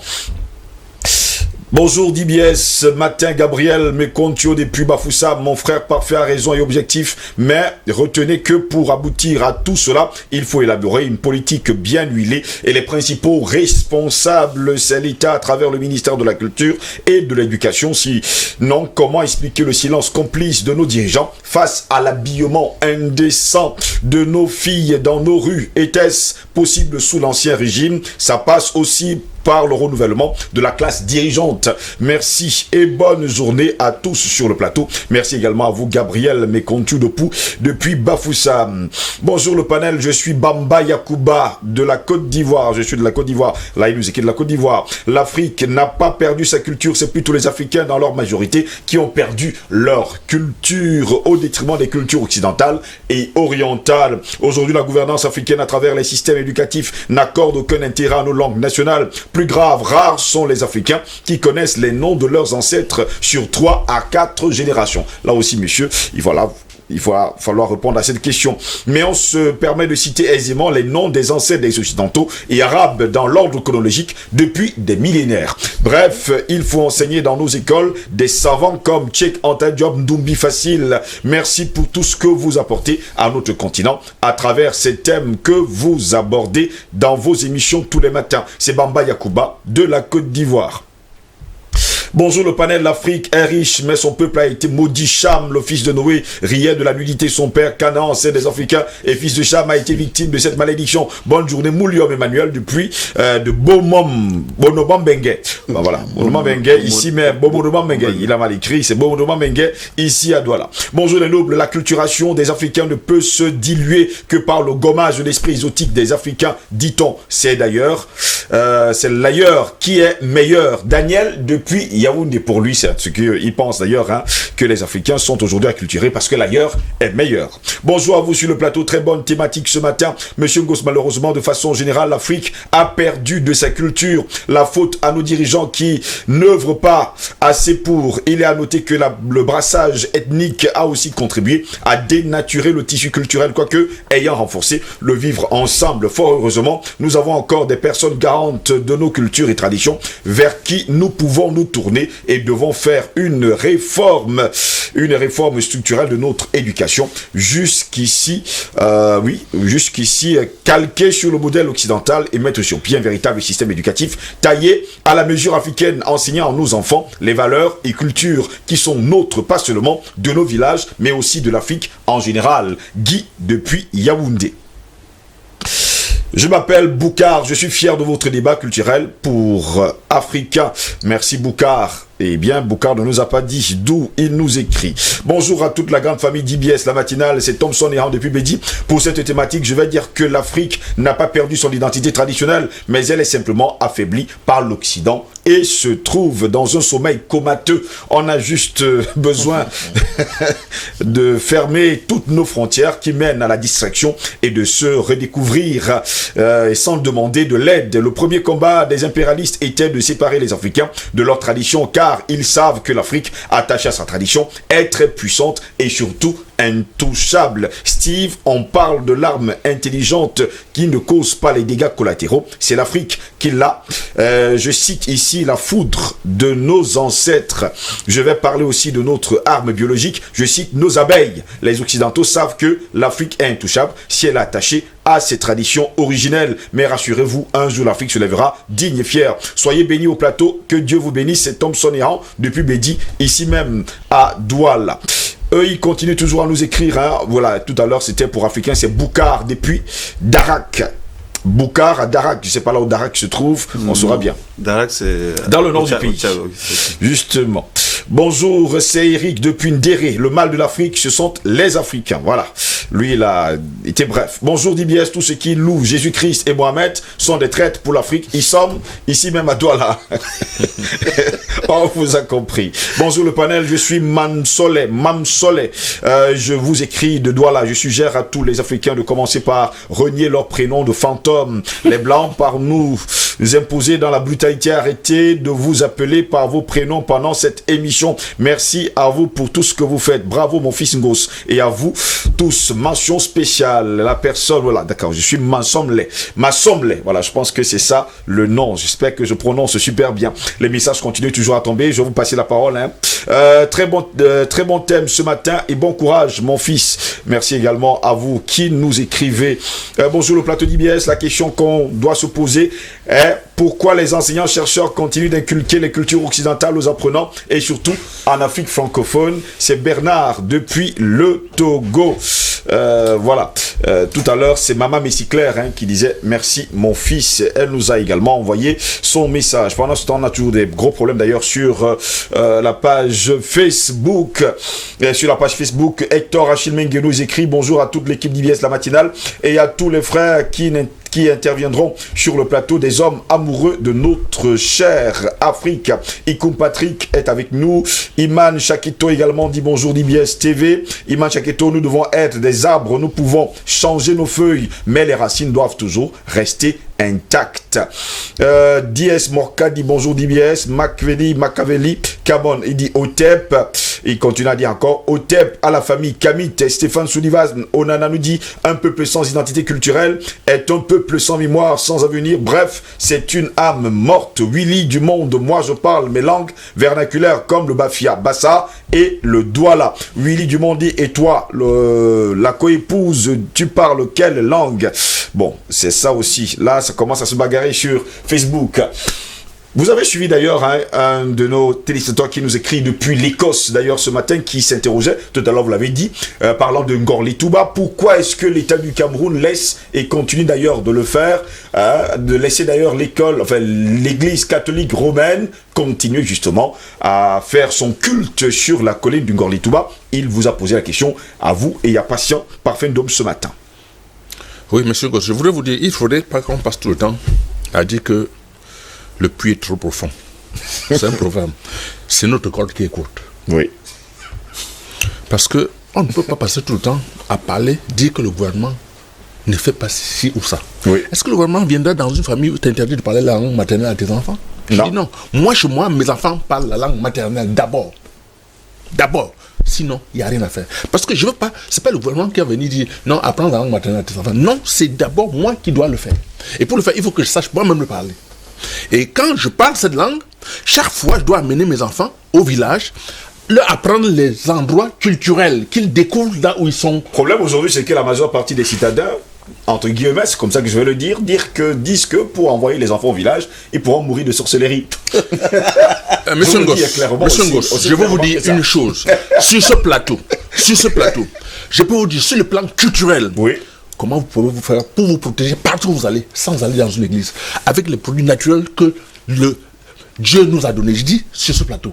Moi j'ai parlé... Pasteur Parfait-Nom en parlait d'ailleurs il y a encore quelques Je voudrais dire une chose. Je propose d'ailleurs ici à DBS qu'on mette en place une émission culture et réalité africaine. Oui. Vous allez vous rendre compte qu'on va enseigner des choses aux gens. Vous n'aurez plus besoin d'aller chez un marabout ou qui que ce soit, parce que vous avez tout autour de vous pour protéger. Ce sont des histoires, monsieur Mousse. Ce sont des histoires. Je dis encore une fois, vous pouvez envoyer vos enfants n'importe où. Personne ne peut leur faire, quoi que ce soit. Et même en privé, je peux vous dire, c'est pas compliqué du tout. Vous n'avez pas besoin de penser. C'est des histoires. Les Blancs, connaissant notre puissance, ont détruit la base essences de ces histoires. Je sais de quoi je parle. Ça fait 25 ans que je suis dans les études. Dom le sait. 25 ans que je fais des études sur le plan culturel et je découvre des choses inimaginables qui ne coûtent rien du tout. Les gens meurent faute de connaissances. C'est pas la maladie qui les tue. C'est l'ignorance qui les tue. C'est l'ignorance qui les tue. Oui. Non, il faut qu'on arrête de penser que les mosquées, les machins, ce sont des histoires. Je dis sur le plan culturel, on a tout et tout et tout. Vous n'avez même pas besoin de prendre une histoire de bagues, de chaînes pour vous protéger. On a tout. Les herbes, rien que les herbes qui vous protègent. Personne ne peut rien vous faire. Non, c'est des histoires. Non, je voudrais revenir à la question en disant que quand vous voyez en Afrique... Sur la question de Eric qui nous écrivait il y a depuis l'Écosse, qui parlait bien de Vous savez bien que Gordy Toumba, avant que les Blancs ne viennent, c'était un endroit extrêmement puissant et mystique pour le peuple Bassa. Très, très puissant. Ils l'ont fait exprès. Et détruire la base culturelle du peuple Bassa, qui est une base extrêmement compliquée. C'est pas le gouvernement qui va aller déloger la croix des missionnaires là-bas. Est-ce que c'est le gouvernement qui les a mis là-bas? Les propriétaires de cet endroit vont aller l'enlever. On n'a pas besoin de ces blancs. Les Mbombok ont tout ce qu'il faut pour enlever cette puissance et les chasser de là. Ils ont cette force. Il ne leur manque rien du tout. C'est une question de volonté.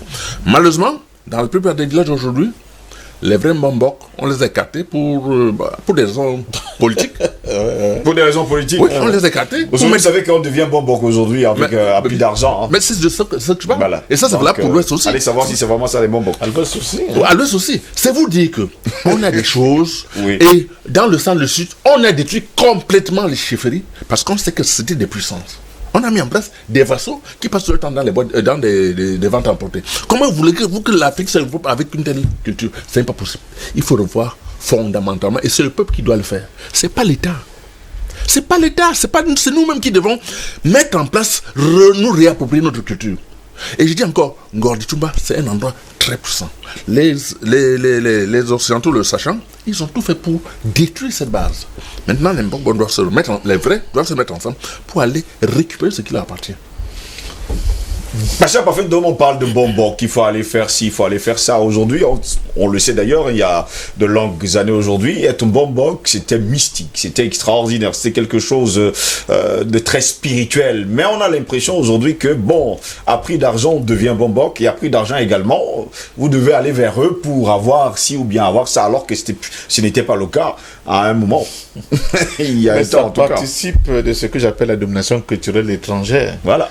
Où on a tout dévoyé, où en réalité les concepts n'ont plus leur valeur. Tout a été complètement dénaturé au point où on pense qu'on peut tout acheter. Nous sommes dans un monde qui est dominé par l'argent. C'est le capitalisme. Et le capitalisme. J'en parlais encore de quand on se posait la question. C'est le particulier qui l'achète tout. Tout à l'heure, le docteur Mbelek, je pense que nous étions en phase. Il n'a pas compris. Nous tirons la sonnette d'alarme, docteur. La situation est grave. Ce n'est pas la question d'un individu, c'est la question globale, africaine. Elle est grave. Nos enfants sont assujettis à notre culture qui tend à leur démontrer que c'est la seule culture qui... C'est ça le concept de la mondialisation, de la globalisation. Il faut qu'on ramène tout vers un seul principe, vers une seule culture, vers une seule manière de penser, vers une seule manière de faire, de danser même. Regardez même nos jeunes musiciens aujourd'hui, les jeunes filles là. Elles se ressemblent toutes, autant pour moi. Elles dansent de la même façon, elles s'habillent de la même façon, elles chantent même de la même façon. Parce que si tu ne chantes pas comme ça, tu ne vas pas trouver de producteur. Votre découverte, RFI, machin, truc là. Allez voir comment les critères sur lesquels on se base pour sélectionner les gens. Bien sûr. Donc, on tire la sonnette d'alarme. Tout à l'heure, tu as parlé de est-ce que mes enfants, je dois écouter la langue bassa, mes enfants, chez moi. Je dis, mais c'est ce que je sais de faire. Mais attention, il y a plusieurs sectes qui influencent l'éducation d'un enfant. Il y a d'abord la maison. Et là, tu es obligé de leur dire, parlez votre langue. Bon, c'est pas un patois, hein, c'est la langue bien sûr. maternelle, ce sont des langues. Parce que c'est une langue. le terme patois est péjoratif. Les Blancs ont C'est même une insulte, c'est même une insulte. ils ont pu faire des segmentations entre Voilà. ce qu'eux appellent des langues et ce que nous avons appelé des patois. Je ne sais pas en quoi, on a parlé de la Bible tout à l'heure. La Bible, c'est le truc, la référence la plus ultime de tout ce que ce peuple-là, les Occidentaux ont comme poésie, qui ont comme littérature, qui ont comme tout. Mais cette Bible n'est pas traduite dans nos langues, avec les mots qui sont vraiment, qui expliquent tout. Dans nos langues sont très riches. Les gens avaient l'habitude de dire qu'on a les langues pauvres. Comment on appelle ceci dans votre langue maternelle? Je dis, mais eux-mêmes, ils ont adapté. Donc, le Bélé vient de le démontrer, on peut adapter. Donc, nous tirons Les langues ne sont pas pauvres, hein. Je dirais même que les langues ne sont pas pauvres. C'est parce qu'on ne connaît pas les il y a parler. plusieurs siècles aujourd'hui. Nous, on avait l'avantage, par exemple, on était dans des quartiers qui étaient plus ou moins homogènes. Tout à l'heure, un téléspectateur en a parlé en parlant de mariage. Oui. On savait que ça, tu as un Bébassa, tu as un Bébamleke, tu as un Bébamoondo. Donc, tu avais la possibilité pour un enfant d'avoir des locuteurs qui parlaient à peu près toutes les langues, la même chose. Ouais. Nos villes ont explosé. Il y a eu plutôt beaucoup de regroupements qui ne tiennent plus compte de cette spécificité. Ouais. Par conséquent, ton enfant, le premier siècle, c'est ta maison. Mais le deuxième siècle qui influence son éducation, c'est son quartier. Le troisième siècle maintenant, c'est l'école. Oui.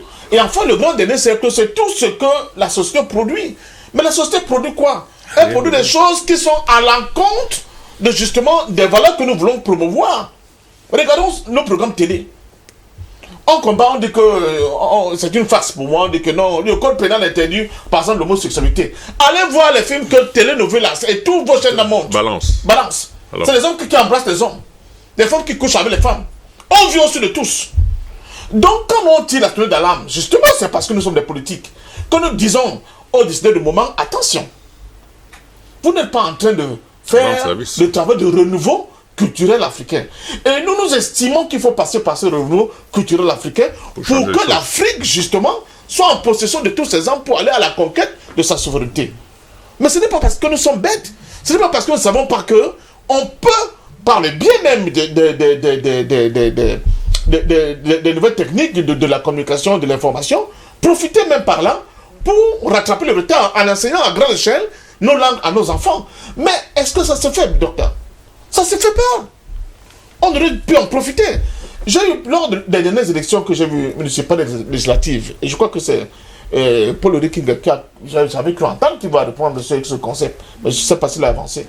Je me suis dit, au lieu de faire ce que je vois là, pourquoi on ne peut pas faire dans les...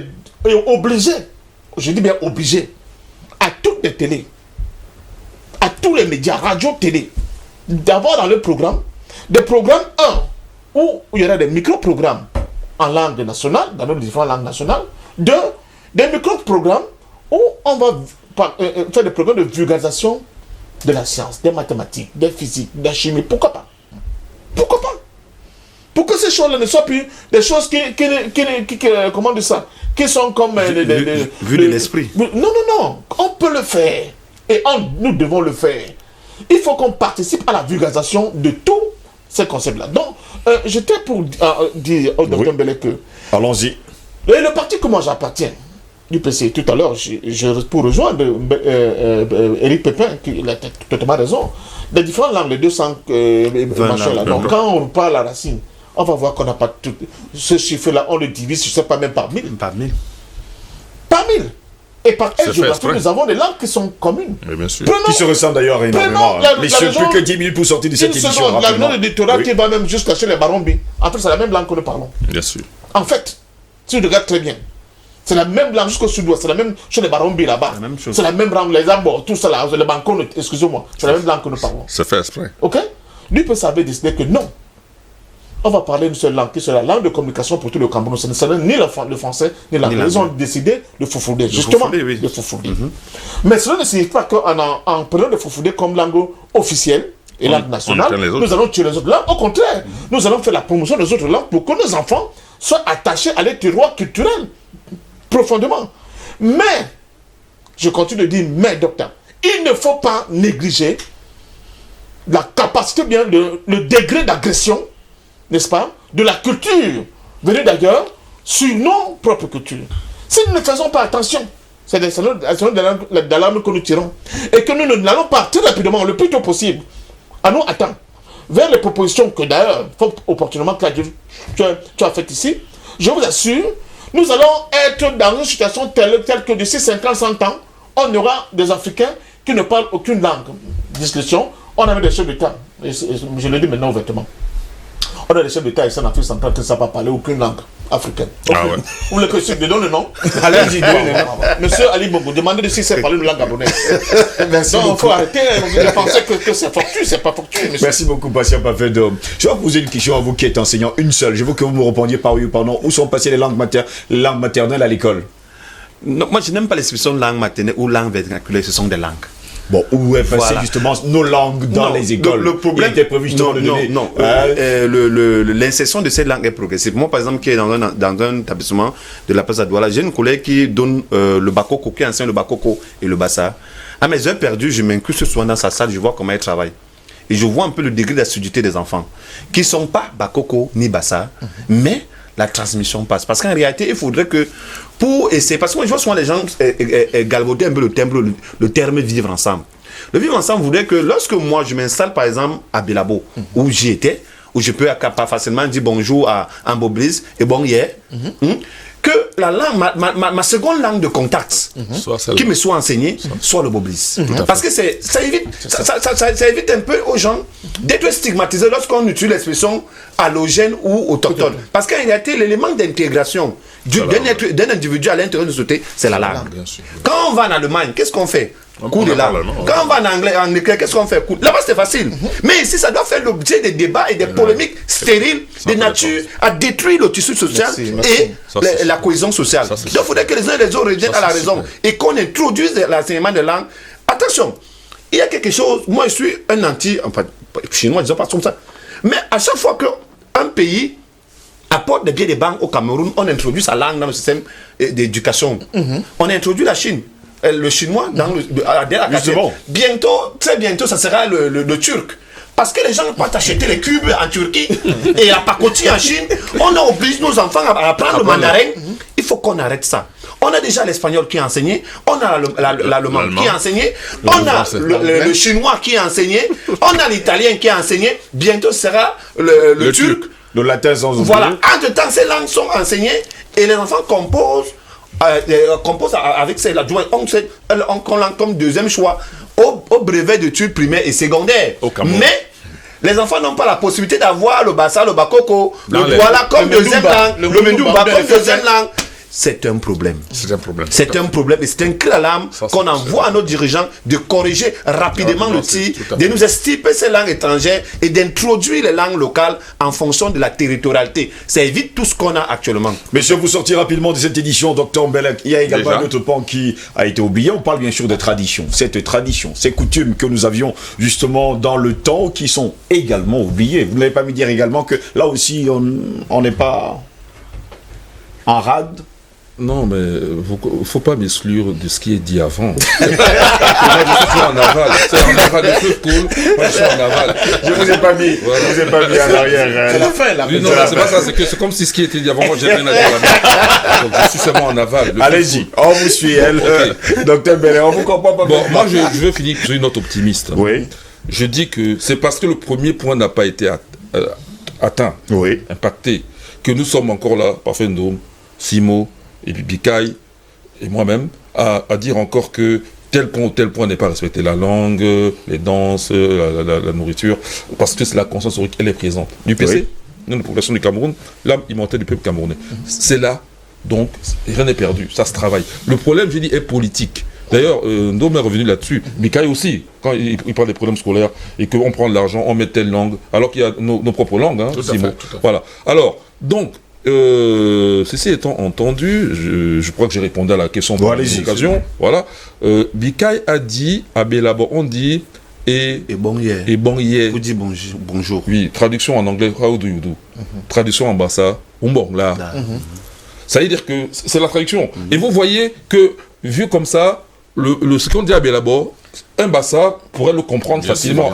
2 ou 3 jours au bout de Pas seulement un Bassa. Non, mais je donne le cas du Bassa parce que le Bassa en fait, permet d'étendre le domaine exploré par Fendom jusqu'à l'ouest. Même, mais ça sert J'arrive à l'ouest parce que moi j'ai fait l'expérience. Ça c'est récent. Mon travail avec le Bassa et le Bamileke était en train depuis de 20 ans. Pour arriver à la conclusion que le Bassa et le Bamileke, c'est le même peuple. C'est le même Peuple. C'est Pas seulement langue. Donc si le Bamileke a une part Tikar, alors on va étendre encore au Tikar. Arrivé au Tikar, on arrive au nord du Cameroun. Ça veut dire qu'il y a une unité culturelle au niveau du Cameroun. Alors je vais donner un exemple. Pour dire la langue du pays, on est dans une région qui n'est pas très grande. Il y a ici Banjoun et en hauteur il y a Badenkop. Franchement, en disant il n'y a pas 20 km là. Voilà. Moi j'étais à Badenkop et c'est là que 20 ans d'études à peu près, j'ai vu la lumière. Parce que j'arrivais jusqu'à présent, jusque là, à comprendre beaucoup de faits Bassa, qu'il faut être ardu, c'est qu'il faut être versé dans la culture pour le comprendre. Je comprenais facilement quand je demandais ça à mes camarades Bamileke. Avec leur langue, j'arrive à comprendre. Et puis, il s'est passé une chose quand j'étais à Badenkop, j'étais invité là-bas, c'est que le phénomène s'est inversé. Et ça m'a donné la clé totale. Alors, c'est quoi? On dit Homala quand on est à Banjoun. On dit Homabe quand on est à Badenkop. Et les gens de Badenkop, pour eux, c'est un point d'honneur, il ne faut pas dire Homala. Je dis, mais comment? Mais le Bassa met de la lumière dans l'obscur. Homala, en Bassa, hop ou long. Homabe, en Bassa, hop ou mbaï, long. Bye. Long, là. Mbaï, B. Le Bassa, cette fois-ci, a éclairé un point sur Bamileke. Et j'ai poussé au niveau linguistique. Et j'ai vu que souvent les mots Bassa sont souvent plus longs. Quand on dit Dieu, le chemin en Bamileke, en tout cas, ou ça dépend des dialectes. Voilà, dialecte, c'est juste une façon de parler une langue. Voilà. En Bassa, on va dire Ndjel, donc on met un N devant, on met un L derrière. On rallonge seulement. Voilà. Et puis il y a aussi le phénomène, je pense qu'en anglais on dit diphtongue. C'est-à-dire que là où le Bamileke va dire là, le Bassa va faire long. Oui, mais parce que nos langues sont de langue à tongue aussi, hein. Nos langues sont de langue à tongue. Je ne fais que... Ça s'appelle une correspondance phonétique. Oui, au niveau de la racine, comme je l'ai dit, ça s'appelle une correspondance phonétique. C'est la linguistique. Moi, j'ai eu un professeur, de façon informelle, mais un professeur quand même, c'est Théophile Obenga, qui est quand même, à plus de 80 ans, un des meilleurs linguistes comparés de l'Afrique. Et il m'a montré comment ça marchait. Donc, sur cette base-là, je conclus que les Bamileke et les Bassa, c'est le même peuple. Et j'ai même interrogé ma femme maman avant qu'elle décède. Elle m'a dit qu'elle le savait, sa grand-mère lui répétait souvent. J'ai demandé à d'autres gens, tout d'un coup, j'ai découvert qu'il y a beaucoup de gens qui disent qu'ils le savent, chez les Bassa, chez les Bamileke. Ah, vous le savez, mais vous ne le pratiquez pas. Donc il est temps de commencer à pratiquer les choses. Mais la première chose est d'ordre politique. Il est temps de libérer totalement l'Afrique, à commencer par le Cameroun. Mais, non, je corrige une chose, une seconde. En Afrique équatoriale, c'est faux, ce que Rebecca a dit. En Centrafrique, ils ont le Sango. Le Sango, oui. Donc, je corrige. Oui, c'est très voilà. Et puis, autre chose, il y a des émissions en langue Haoussa. Oui. Ah oui. Et pas seulement le Haoussa. Non, mais voilà. ils Même sont en Bassa, Merci beaucoup, monsieur d'avoir été là ce matin. J'ai 2 ou 3 messages à lire. J'ai 2 ou 3 messages à lire, s'il vous plaît, pardonnez-moi. Non, désolé. L'OUA, regardez les langues qui sont les langues officielles de l'OUA. De l'ONU. Swahili. De Swahili. Mais par contre, à l'OUA, c'est des langues étrangères. Merci, monsieur. Merci beaucoup. À l'Union africaine. À l'Union africaine, tout ça. Voilà, l'Union africaine, c'est même Donc, c'est un problème politique. Oui, c'est un point politique. Bon, ils sont nombreux d'ailleurs, hein. Je reviens encore pour insister sur les chaînes telles que Novelas, les Églises éveillées et compagnie. Ces chaînes aliènent les populations, surtout les femmes et les petites filles qui vont à l'école. Ces chaînes ne doivent pas être diffusées dans notre Afrique. C'est toujours errant depuis Mehdi. Je disais que la Bible, monsieur, bonjour monsieur, vous ne dites pas la vérité au peuple qui vous écoute. La Bible a pour source l'Égypte. Pardon, l'Égypte, on n'a pas parlé de ça, ne vous inquiétez surtout pas, c'était pas le sujet. L'Africain a tout perdu à cause du modernisme. La troisième femme de mon père soignait les enfants, les vaccinait même. Que la tête qui grossit ou céphalée, ou quoi, je ne connais pas bien. Elle nous demandait de prendre les noms des herbes. Moi-même, de ma bouche, j'ai dit c'est antiquité et que c'est la fontanelle qui produit l'eau qui fait grossir la tête. Aujourd'hui, je regrette. Oui, vous devez regretter. C'est maman Messi Claire, hein. Elle nous écrit depuis Yaoundé. Si les Africains restent chez eux, l'église va mourir. Le gouvernement n'oblige personne d'aller à l'église. Moi, j'ai arrêté d'aller à l'église. Je suis rentré dans la tradition, la spiritualité. Ce sont même les chrétiens qui nous dérangent même. Il faut renvoyer le christianisme aux Européens. Donner à César ce qui appartient à César. C'est Platon et Constantin qui comprennent le christianisme. Ça ne nous sert à rien. Rentrons dans la spiritualité. C'est toujours quelqu'un qui nous écrit. C'est Yoa qui nous écrit depuis Maroua. Bonjour DBS, ça fait longtemps que l'Afrique a perdu son identité depuis le XXe siècle parce que les Africains qui ont été en Europe pour les études sont venus faire disparaître notre identité. Ils sont aujourd'hui nos dirigeants africains. Mohamed Chérif Sadio depuis le Mali. Bonjour, désolé monsieur, Ali Bongo s'exprime bien en Téké. Faux. Voilà. C'est quelqu'un qui nous écrit du Gabon. Faux. Quelqu'un vous écrit du Gabon.